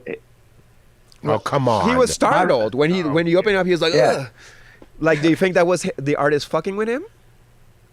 Probably. Yeah. Oh. That's our job. That's what an artist. That's our purpose, isn't it? As an artist. To some degree, to keep culture moving. So perhaps challenging certain perspectives is a way to continue the conversation. Challenging everything. Like, it's like the Beatles. Like, basically, the Beatles took acid and all these drugs, and everyone listens to them. But then, if you do it, no one likes you.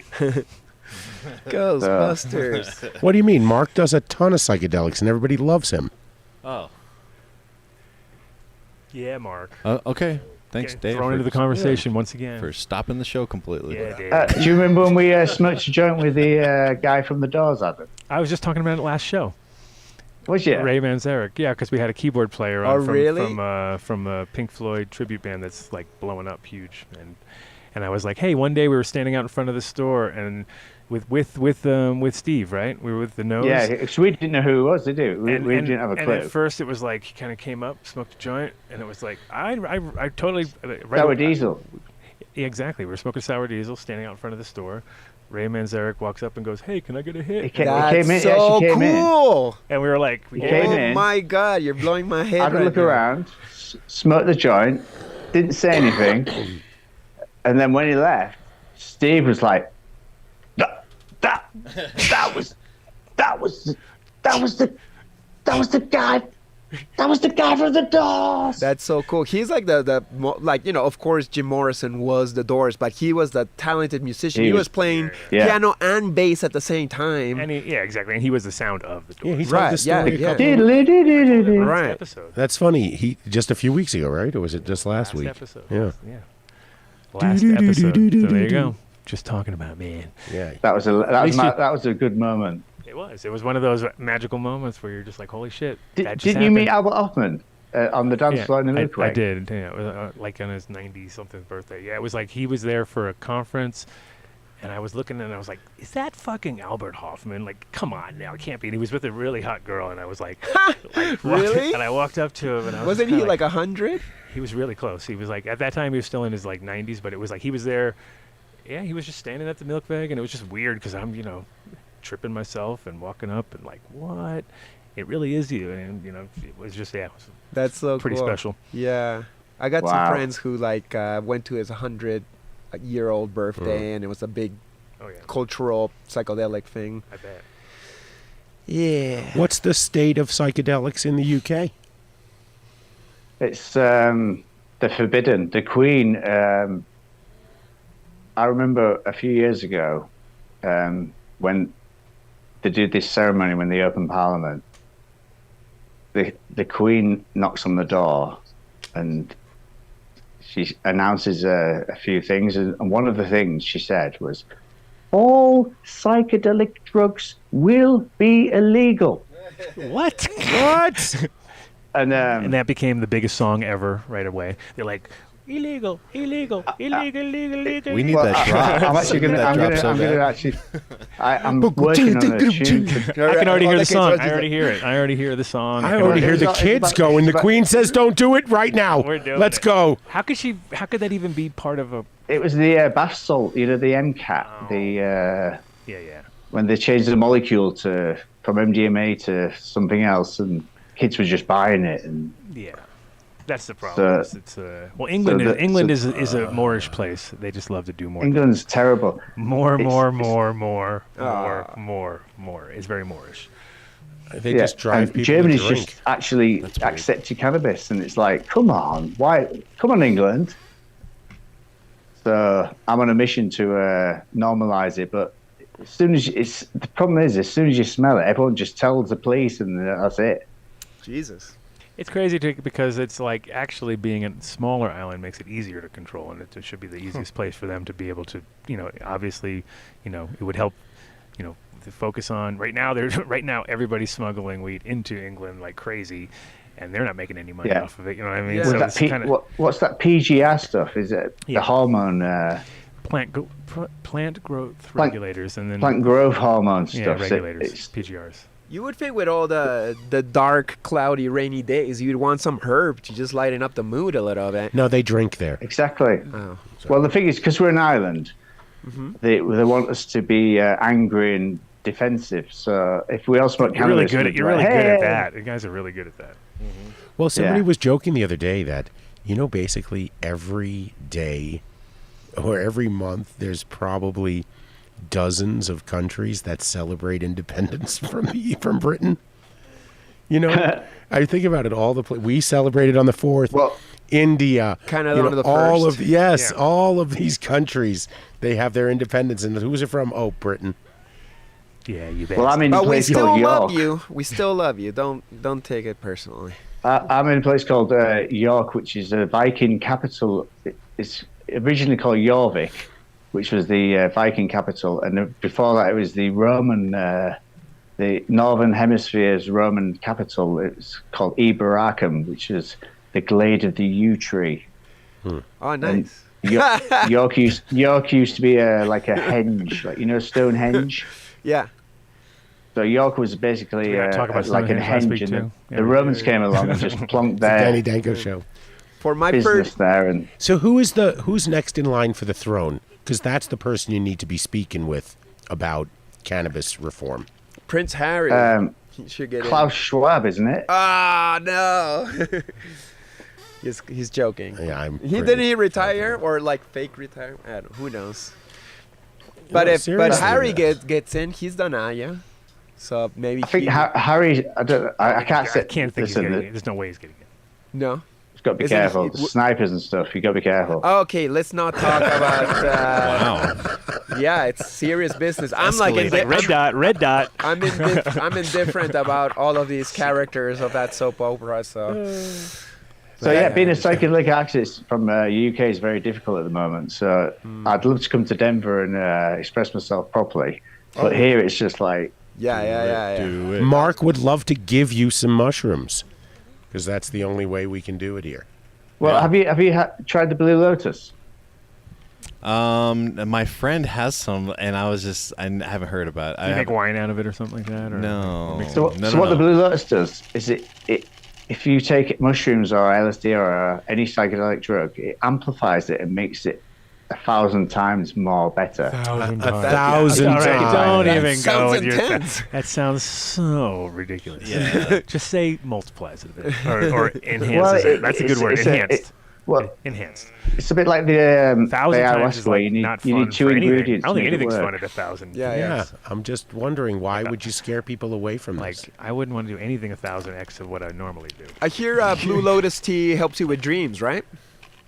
Well, the thing is no one's really figured out how to use the Blue Lotus, but I'm getting there slowly but surely figuring it out. And, how are your dreams? It's not the dreams. It's I'm on it now. Okay. Without no wonder we can't get we can't even get to the end of a sentence. Now I know what's going on. Without you incriminating yourself. Oh, you're like it's a truth serum. It's a truth serum. That's what it is. What psychedelic does it work best with? Blue Lotus spray. What else are you doing with it? You got what are you enhancing? Nothing. You're 1,000 times. 1,000 times. Nothing.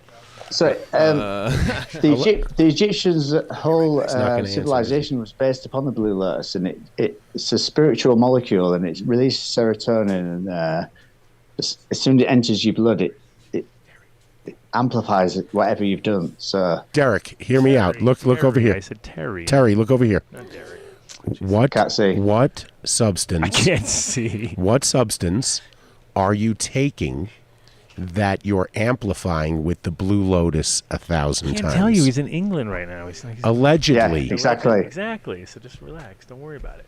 But yeah. Can you take the Blue Lotus by itself? Thank you, Adam. There you go. Jesus. No, you can't. The Blue Lotus doesn't work by itself. That's that's the point. Interesting. So if you're doing things like psychedelic mushrooms, like that, then do.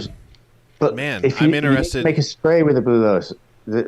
It atomizes and goes into your bloodstream under your tongue, and then instantly affects you. There are 3 volunteers in the room right here. Any way you can FedEx some of that. The presidential hopeful is I'm just speeding through traffic as fast as he can right now. I'm interested in the preparation of this. Is it like an extraction process, or are you eating the plant whole? I'm just curious if there's alcohol extraction. Asking for a friend.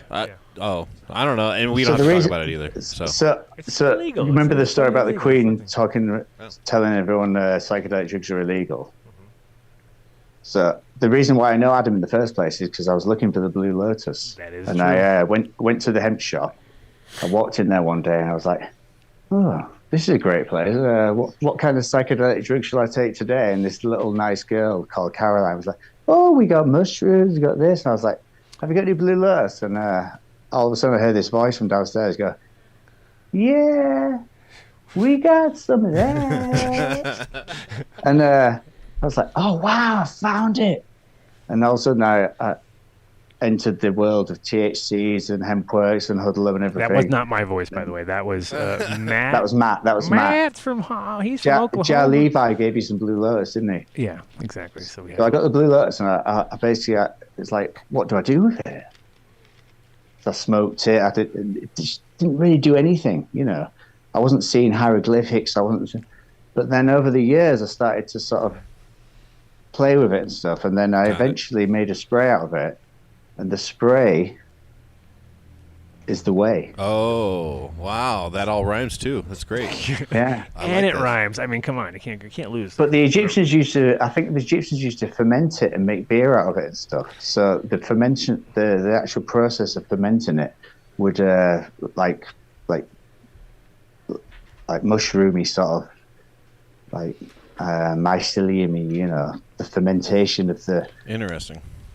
Yeah. So I've stopped drinking for 10 years, right? I'm at 6.5 years through my 10 years, and in 3.5 years, I want to drink Blue Lotus beer.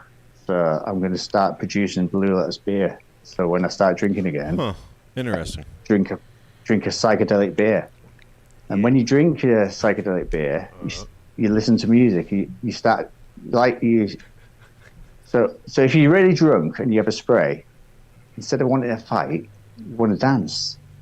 And if you look at Egyptian hieroglyphics and stuff, that's how they basically had parties and orgies and things like that with it. Oh, so, don't get. Come Dave on, going. Come on, Dave.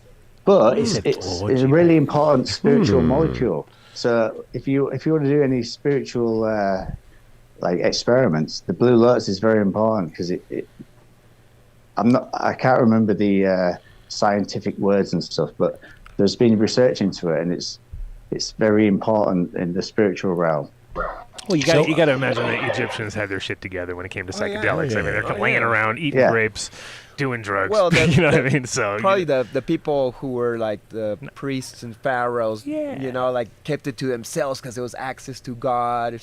Oh yeah, exactly. I'm still confused. But cannabis helps as well. You need cannabis with it. Mm-hmm. What is cannabis opens the receptors, especially when you vaporize it. We used to do hot knives and LSD. And he's talking his language now. Canadians, hot knives. I mean, that's their thing. That was college for me. But if you remember hot knives? Well, back in college, you know, like because it's a different high. It's like you're not using the flame. Because when the flame, if there's a fire, it burns the vapor. So is this a plant? Sort of, what is a Blue Lotus? A plant? Is it a lotus plant? Hey, it's a lily. It's a water lily. So you can send some to Mark, right? I mean, it's not against the law to ship a lotus. No, we can get it. You can find psychedelic drugs. Just look it up online and buy it. That's what Mark's doing right now. I had a roommate who would make Blue Lotus tea. I don't know if it's like super legal yet. No, I don't think it's illegal Eventually, everyone will, you know. Oh yeah, I wanted to give that to him. I'm experimenting with it. So are you familiar with Mossy Giant? He's out of Amsterdam. Yeah, I know Mossy John. Yeah, I'm just showing him. He did some really good work. It's beautiful. Yeah, I love this side better, but yeah, this is very detailed. He does huge pieces, and like, very, very, very good on the fine line details. Can't wait to go back to Europe, and enjoy myself there again. Mark, is it getting delivered tonight or tomorrow? What? Your Blue Lotus. Oh, yeah, it's coming. Got it? Got a guy? Yeah, I already got a guy. I got a guy. Shit, I got a guy, yo. I got Prime. Someone in the chat is saying that they have seen people use lotus flower smoked with hash instead of tobacco or pure joints before. Cool. Lotus in pure joints, mixed. Yeah, it's I can lotus see flower smoked smoking with hash. it doesn't really do it, or does it do it? Nah. It's like, remember when people smoke mushrooms, they'd be like, come on now. Well, it's not working. Like, well, you would think that the Chinese would have something written on this, is that lotus flower's been used in herbal medicines. Yeah, but the Chinese seem to have written, like, there's a lot of stuff that they should have in there that they don't have, and you're like, what's going on here? So. Well, that was one of the reasons the Chinese medicine shops in the UK. Oh. So they were under threat as well from the Queen, because all herbs and stuff became illegal all of a sudden. So Kelly said you can get it at Target here in the way. US. That's what she's Googled it. Target? And it was for sale at Target. I don't know. Target.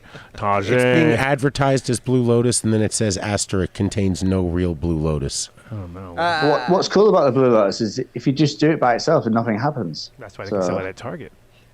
So it's not illegal or anything. It's like, but maybe if you know what to do with it, then it's really powerful. Yeah.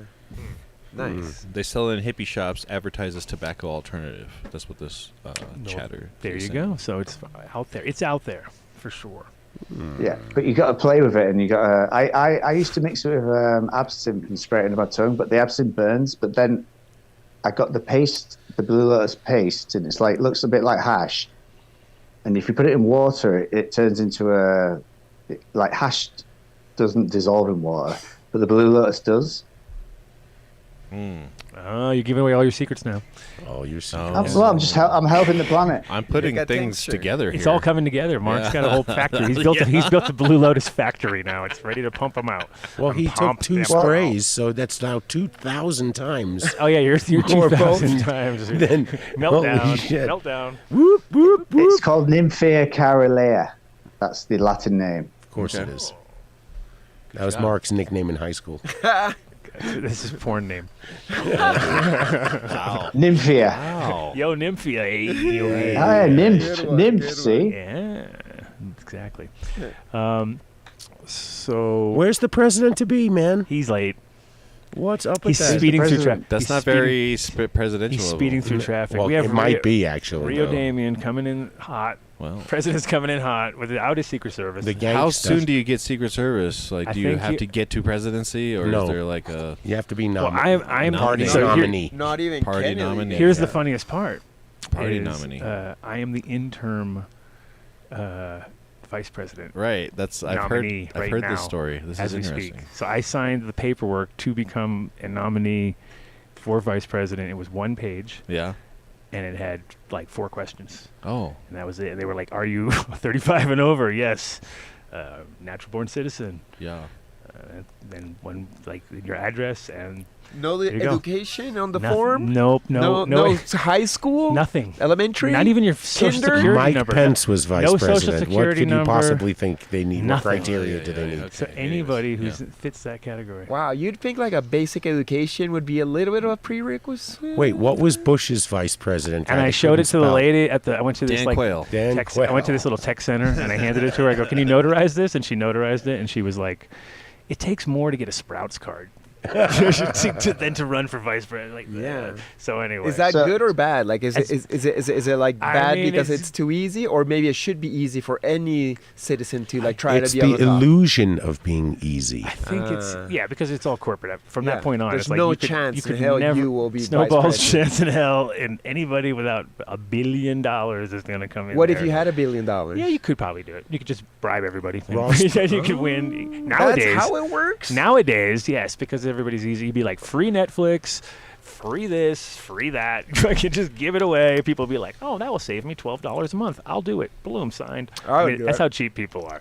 Yesterday was about who didn't fall off the stage. That was pretty much all about. Our bars are set real said low. We weren't going to talk about that fucking train wreck yesterday. Okay. Why not? Oh the bar is so fucking low right now. It's like, you did it. My fucking God. Bill Maher said it best.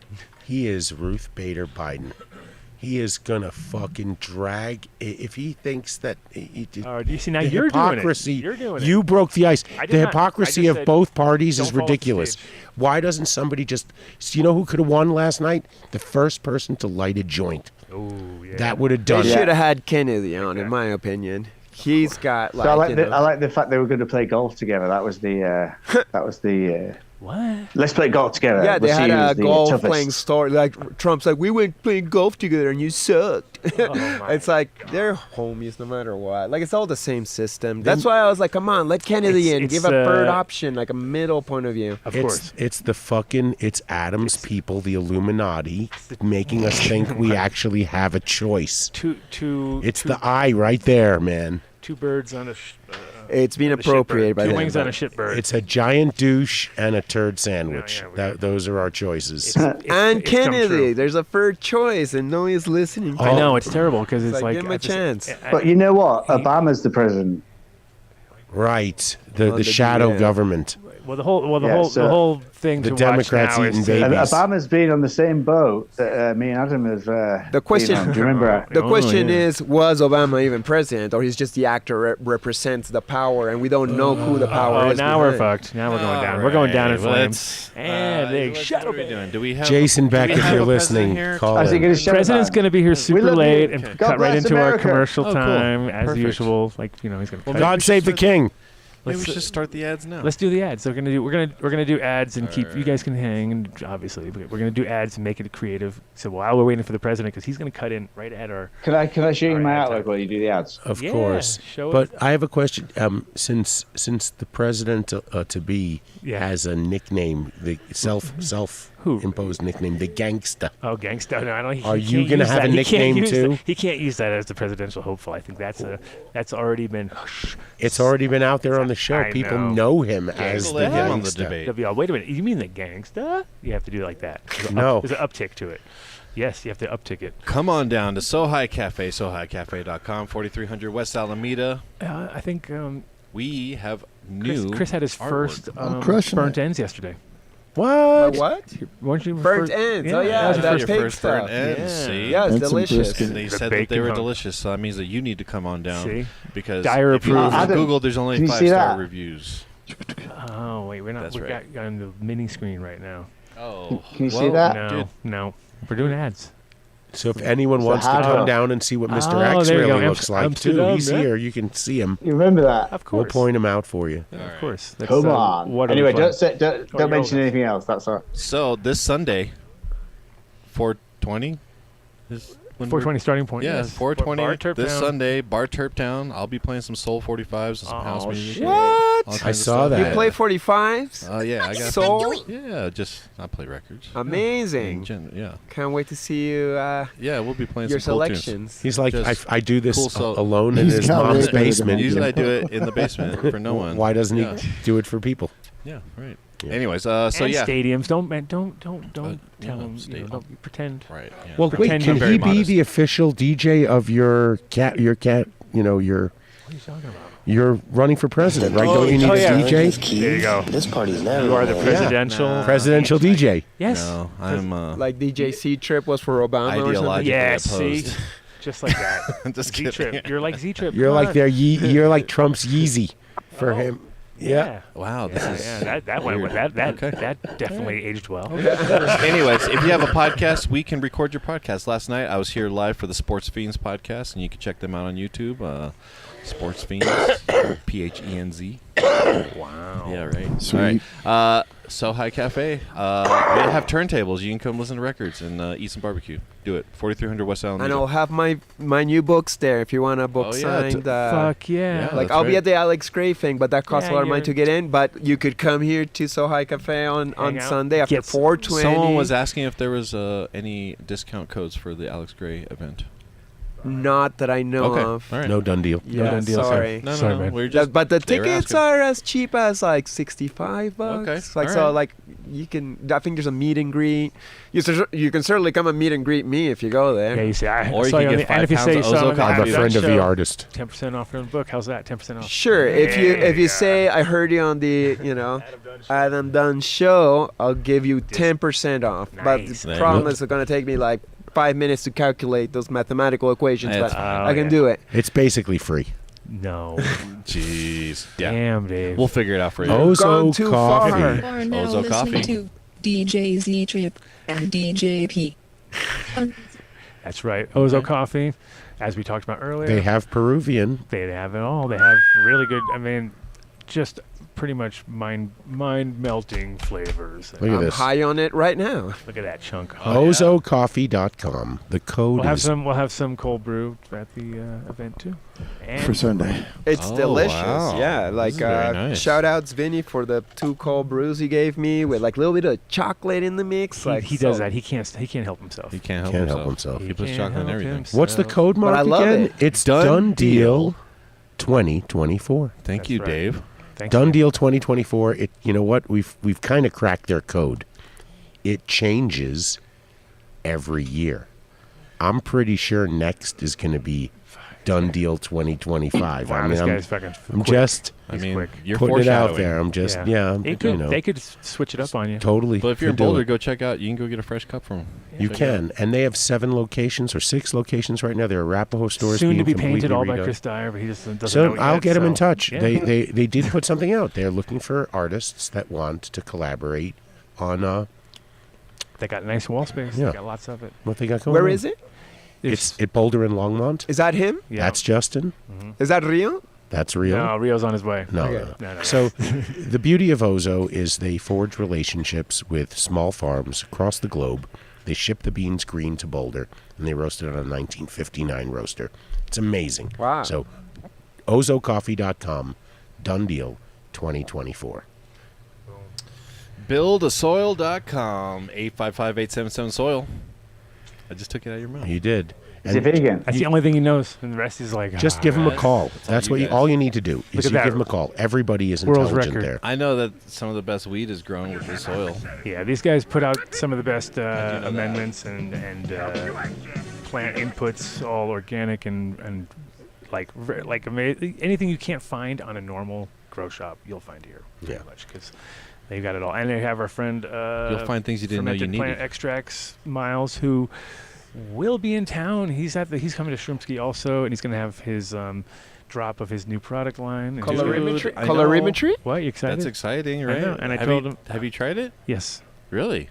Well, back when it was still Oh, never mind. experimentally. Oh. Not- The tablet? No, the dab. Oh. I didn't even Oh, it's know a that. secret. Oh, okay. Oh, never mind. We'll talk about this on Patreon, Top but secret, yep. Patreon. If you're Patreon. Patreon. Buildasoil.com. Actually, we'll reach out to him and see if he wants to join us for 855-877. Yeah, that's even better because then he Yeah. can tell us straight from the. Yeah. Straight from the Wook's mouth. Yeah. Yeah. So we've been using Yo Tips for about 2 years right now. I've avoided getting really sick. It is just a better way to smoke any pre-roll or any joint with a Like we all filter have tip our on own. it. Yeah. That way when you're passing it. So you pass it, you don't have to put your mouth on somebody else's saliva. Because There that you happens. go. Dave likes to lick his joints a lot. We were talking you know what I about mean? the It's old. like- You were saying how the old experience of just going and buying it off a deal or whatever. Yeah. We always joke about the guys who would like roll a joint and then like. Oh, you'd be like, God. oh my god! Oh, yeah, that's Like, bad. you know, Hold on a second. yeah. Yeah. It's Well, canoeing. If, at the top, okay, but not at the bottom. Oh, I'd It's watch like, him just raw. Yeah, it gets all soggy. It's like disgusting. Yeah. Or if you're smoking with a pretty woman who's wearing lipstick, you don't have to get lipstick on the end of the joint. These new pre-rolls, just the way they're rolled, if you hit them without a Yo Tip, you almost can't smoke the last third of the joint. It just gets all fucked up and goopy. So you go to yotip.com, you enter And done they have deal. even a little bit taller filters, so it's easier to pull it out. You know what I mean? So you don't Yep. you don't want to. Wow. They make XLs for the gifted smoker. And it's a barrier of protection to keep you safe. It just makes any joint hit better. I'll stand by it. Try it once. You'll use them all the time. Yotip.com. Green Farms Med. greenfarmsmed.com. Green Farms Med. Don't judge Green Farms by that little joint there. Just know that there are over 900 different products at Green Farms. That's if right. it's manufactured in Colorado, there's a really good chance it's on the shelves there. You have to be a medical patient. If you're in Colorado Springs, just hit them up. You go to greenfarmsmed.com, enter Done Deal at checkout. You get a 10% off on your pre-order, or speak to them in person. They'll hook you up. Man, you guys are so good at ads. Green Bros. We live for it. If you are harvesting any cannabis anywhere, the post-harvest equipment they make at Green Bros is second to none. Apothecary Extracts, one of the premier BHO extractors, will not take your products, your trim, anything, if it wasn't trimmed on a Green Bros machine. So you go to greenbros.com, you give them a call, you get 5% off anything they have, or 10% off the harvest bucket. It's a great product. Oh, Ba-dum-pow. Man, I'm impressed by how great and professional you guys are at your ads. Yeah, fresh flavors have landed at Pay attention to Apothecary this one. Farms. Watch this one. The new Vessel 2.0 drop is just hit. And also check out Fresh Terp Fridays with all the new flavors. This week we have Fruitopia, Ramblin' Man, Forbidden Strawberries, Island Cream Cake. We have the new premium rosin selection that you can check out. Did you look at me while you didn't read it? That's good. I like. No, he's reading it. He did it like one of those. I'm not. He's looking at the teleprompter. I know, you did a real good job. Oh, thank you. I'm just Okay. making sure. Apothecary Extract. Yeah, if you're into concentrates, Oklahoma and Denver, this is the place to go. Apothecary Farms. Apothecary. Dabex. And 10% off. You're going to want to go ahead and get the Done Deal on that. Done Deal is 20% off. So if you click the promo field, you enter Impossible. Done Deal, 20% off the go. It's the biggest discount they offer right now. It's the best electronic dab rig, in my opinion, out there. They made some big changes coming up. Right now, if you get it, you'll have the fixed lid, the handle, so it won't come off. That lid is so nice. It's much better than the one we have. And they're going to be announcing some super huge news soon. Yeah. To try to really bring the industry together to really take down the Giant, because I don't agree with the way the Giant plays the game. Who's the Giant? We're not even going to get to say their name. Oh, okay. But You're going to awaken them. the way they use their leverage, and influence to stop people, to prevent their competition from appearing on the same store shelves, fuck that. So Dabex.com, But check Done this out. Deal at checkout. Chris was asking, I have my favorite rig. How do I turn it into a Dabex Go? So you use the rocket. Even though this looks like a rocket, this is actually called the Go. The rocket turns any rig into a dab rig. So it's like we made a rocket, didn't we, Adam? We did make a rocket. There you go. Oh, shit. Dabex.com. Check out this. You want this one? Go back a second. This Pro Tool is awesome. So if you're a dabber, you want to pick one up. Let's take it for So romantic. I want one. Get the cleaning kit. Get the tray. The cleaning kit is totally Dabex.com. pro. Yeah. 14er Boulder. Get that 8-gram tub of cold cure live resin. Their tinctures right now, they have edibles. The flour is on point. You go to 14erboulder.com. Oh, here he is. Enter Dave's. Done Deal at checkout. The hash roll's pretty cool. About my only complaint gotta is have your own. that it's 1.25 grams, which makes it very Only Dave would difficult complain about to hash max rolls, out. right? No, you just got to either make it a little bigger It's or a 7. little smaller Yeah. so that you can have it come to, an even Then gram. you could buy 8 of them. Correct. So you go to Now we're talking. Not 7 14erboulder.com. a quarter. Enter Done Deal at checkout. It's 20% off any non-sale item. And Dave has his face on weed there. I do. He does. Get the DJC, although it's not available right now because Oh, it good. sells out so quickly. Wow. Biggest seller. Yeah. Biggest seller. Doorbuster. All right. KawaiHempCo.com. Speaking of Grateful Dead. 25% off if you enter Done Deal at checkout. It's in the Grateful Dead family, so just buy it from them. Don't worry that it's coming from Hawaii. They ship, comes right to you. It's organic. It's amazing. KawaiHempCo.com. Stundenglas. Have you seen one of these before? This is the greatest I've seen them device at ever. festivals. We have one They- right there. I saw it. It's that it- dude with the beard goes around and serves it. Yeah.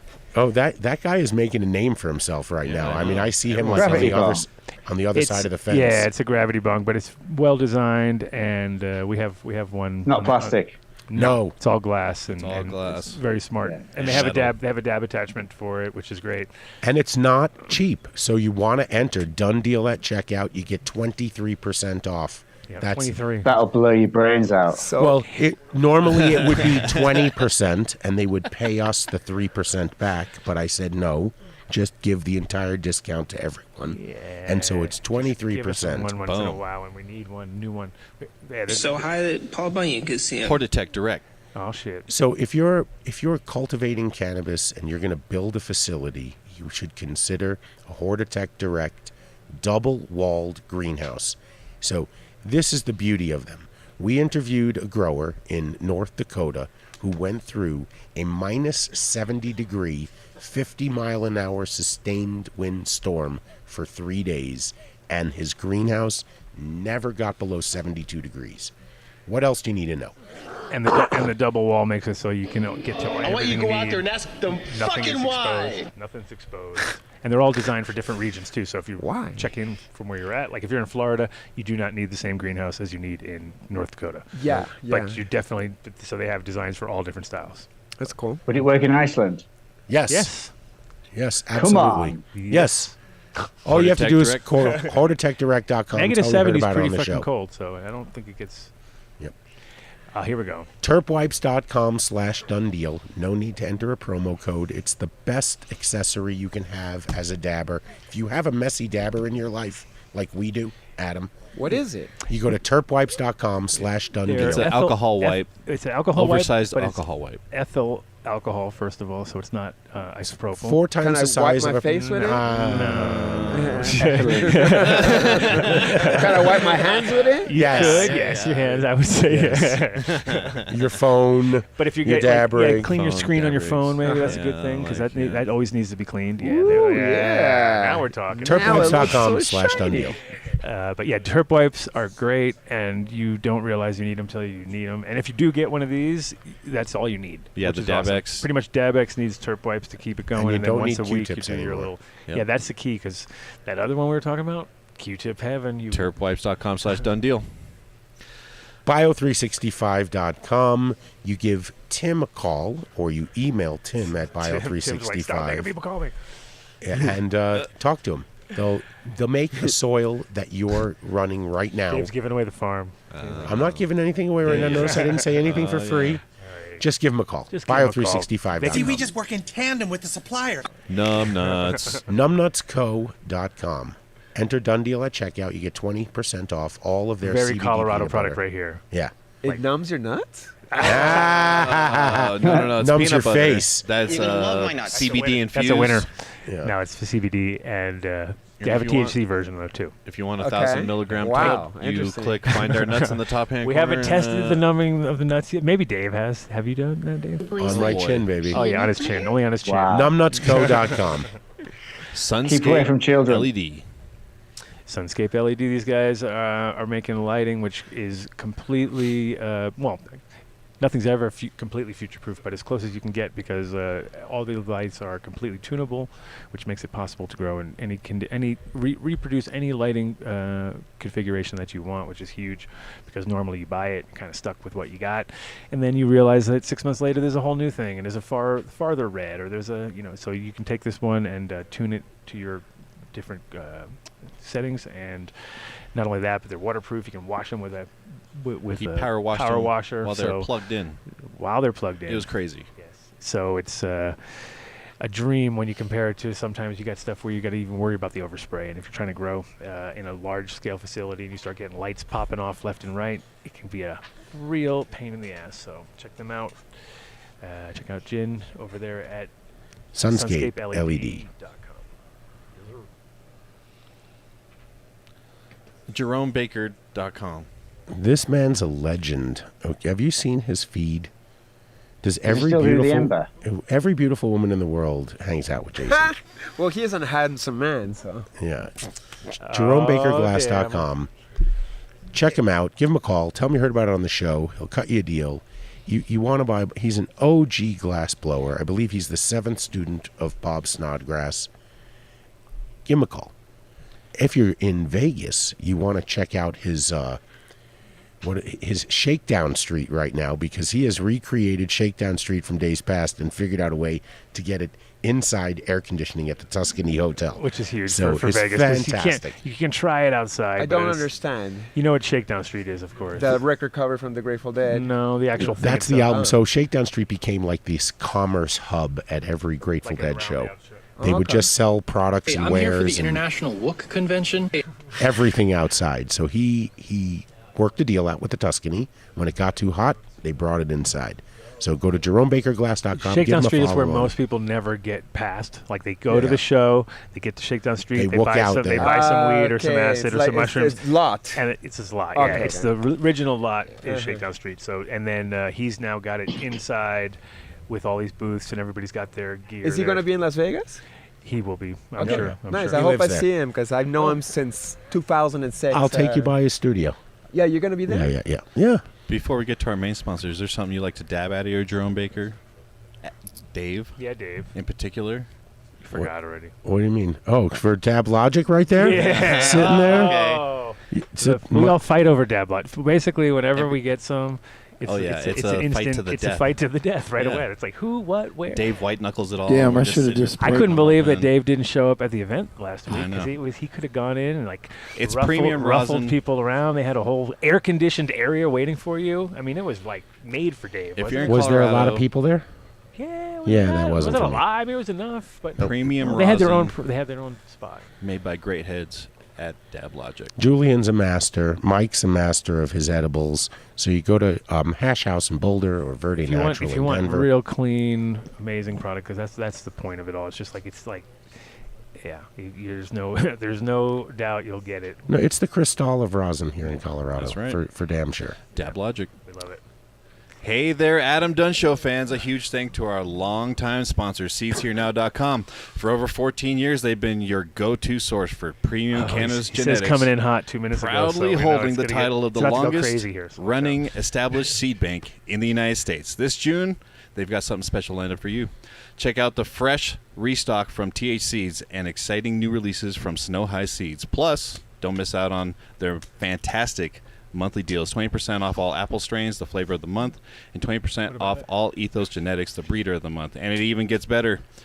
Explore the all-new clearance section where you'll find amazing gear up to 45% off. SeedsHereNow.com is committed to providing the best real customer service with a satisfaction guarantee. Head over to SeedsHereNow.com today to take advantage of these incredible offers. That's SeedsHereNow.com, your trusted partner in growth. And if he's able to, he might join us over at the Patreon. You never know. Yeah, he was in the chat earlier. And he was checking out this morning. He was talking. He was talking some smack. So not real smack. Oh, good smack. Oh, good smack. Good smack. I like good smack. Good Check out SeedsHereNow.com for sure. Know. What do you mean you don't like it? You do or you don't? Well, I mean, just a weird turn of words, right? Isn't Yes. that good Couldn't smack? make this shit up if I tried. That's right. Anyways. And if you want to support the show, AdamDunnShow.com and go to show merch and check out the shop. And this is our last moment before the president to be is on his way. He's 2 minutes away. Get ready. Get ready for Rio. Well, then we'll have Terry show us some more artwork. His name is Rio, and he's gonna be the president. I've done workshops to cleanse this It's type working. of energy. Almost. We can tighten it up. Yeah. Rio is texting us that he's 2 minutes away from being 30 minutes away. Exactly. Anybody that texts you that says they're 2 minutes away, you know that's a cover to get away from at least 5 extra So minutes. Chris. Hi. So this is when I'm tripping, this is what I see. Whoa. That's very you too?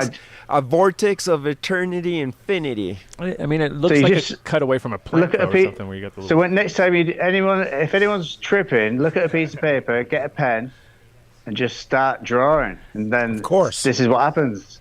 Oh, no problem. Beautiful. Yeah, and I call it the Natrix. The Natrix, because you like See, the Natrix. It is 1,000 times so that he forgot that he told us that already. I know it's 1,000 times. It's 1,000 times stronger than last time.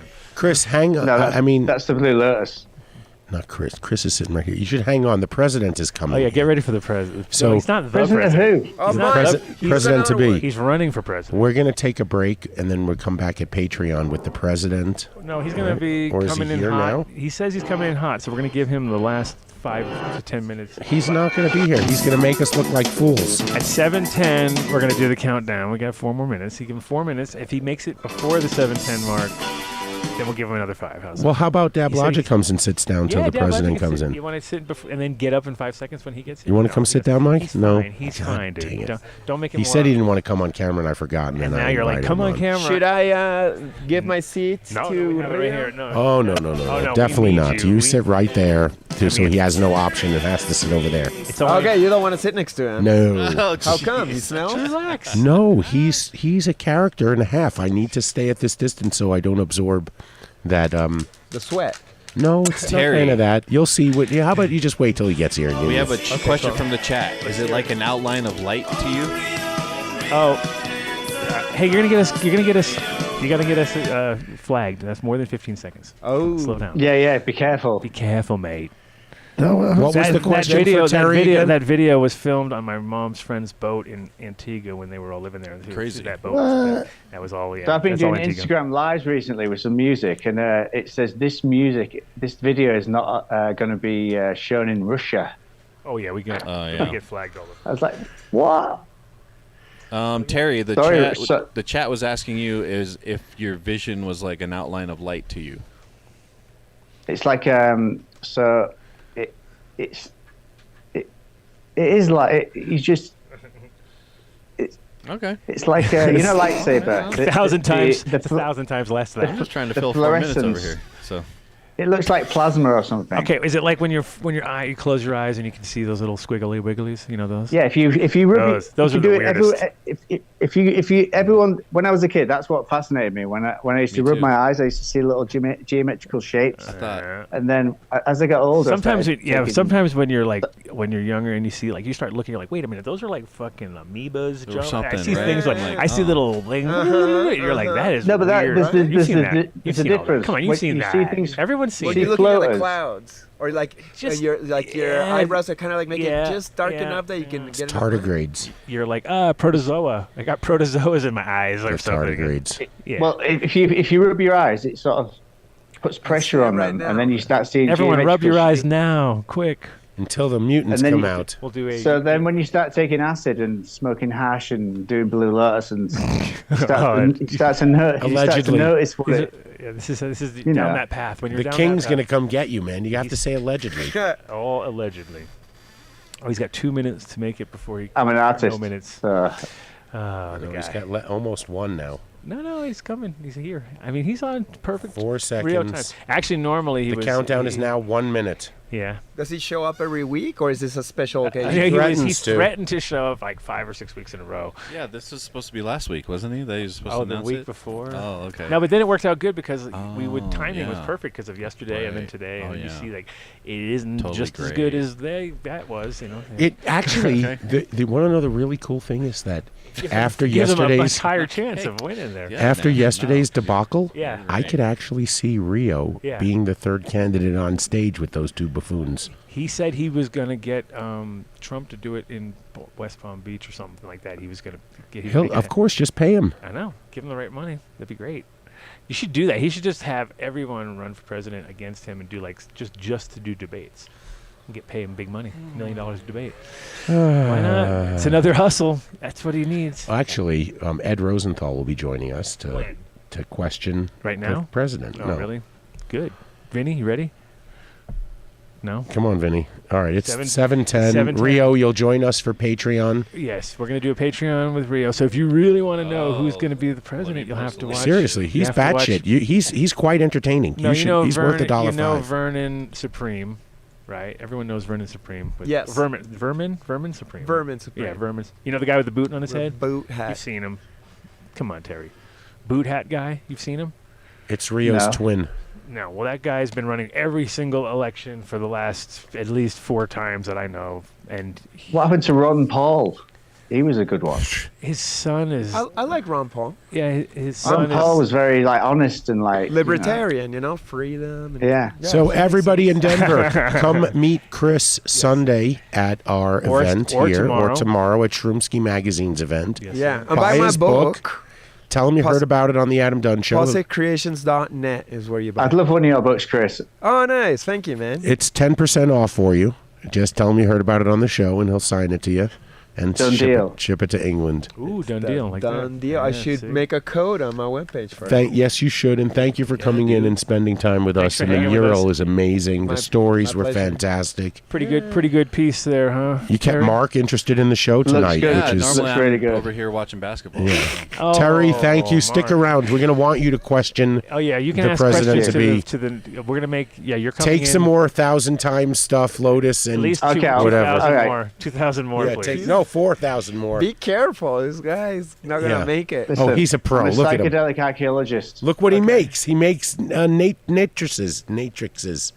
The Natrix. The Natrix. Oh, the Natrix. It's an N. I was typing it in and it wasn't going. The I was like, Natrix. Okay, like natural. I tried to say it a couple times because I knew I- nobody can recognize. Thank you, Mark, for paying attention. Nature, not the Matrix is man-made and the Natrix is natural. Oh. There you go. And with that note, it's all making sense. Take us out, Mark. Practically every one of the top 40 records being played on every radio station in the United States is a communication to the children to take a trip, to cop out, to groove. The psychedelic jackets on the record albums. This is a special question. We don't want you to smoke genetically modified ganja. We want you to smoke the real thing.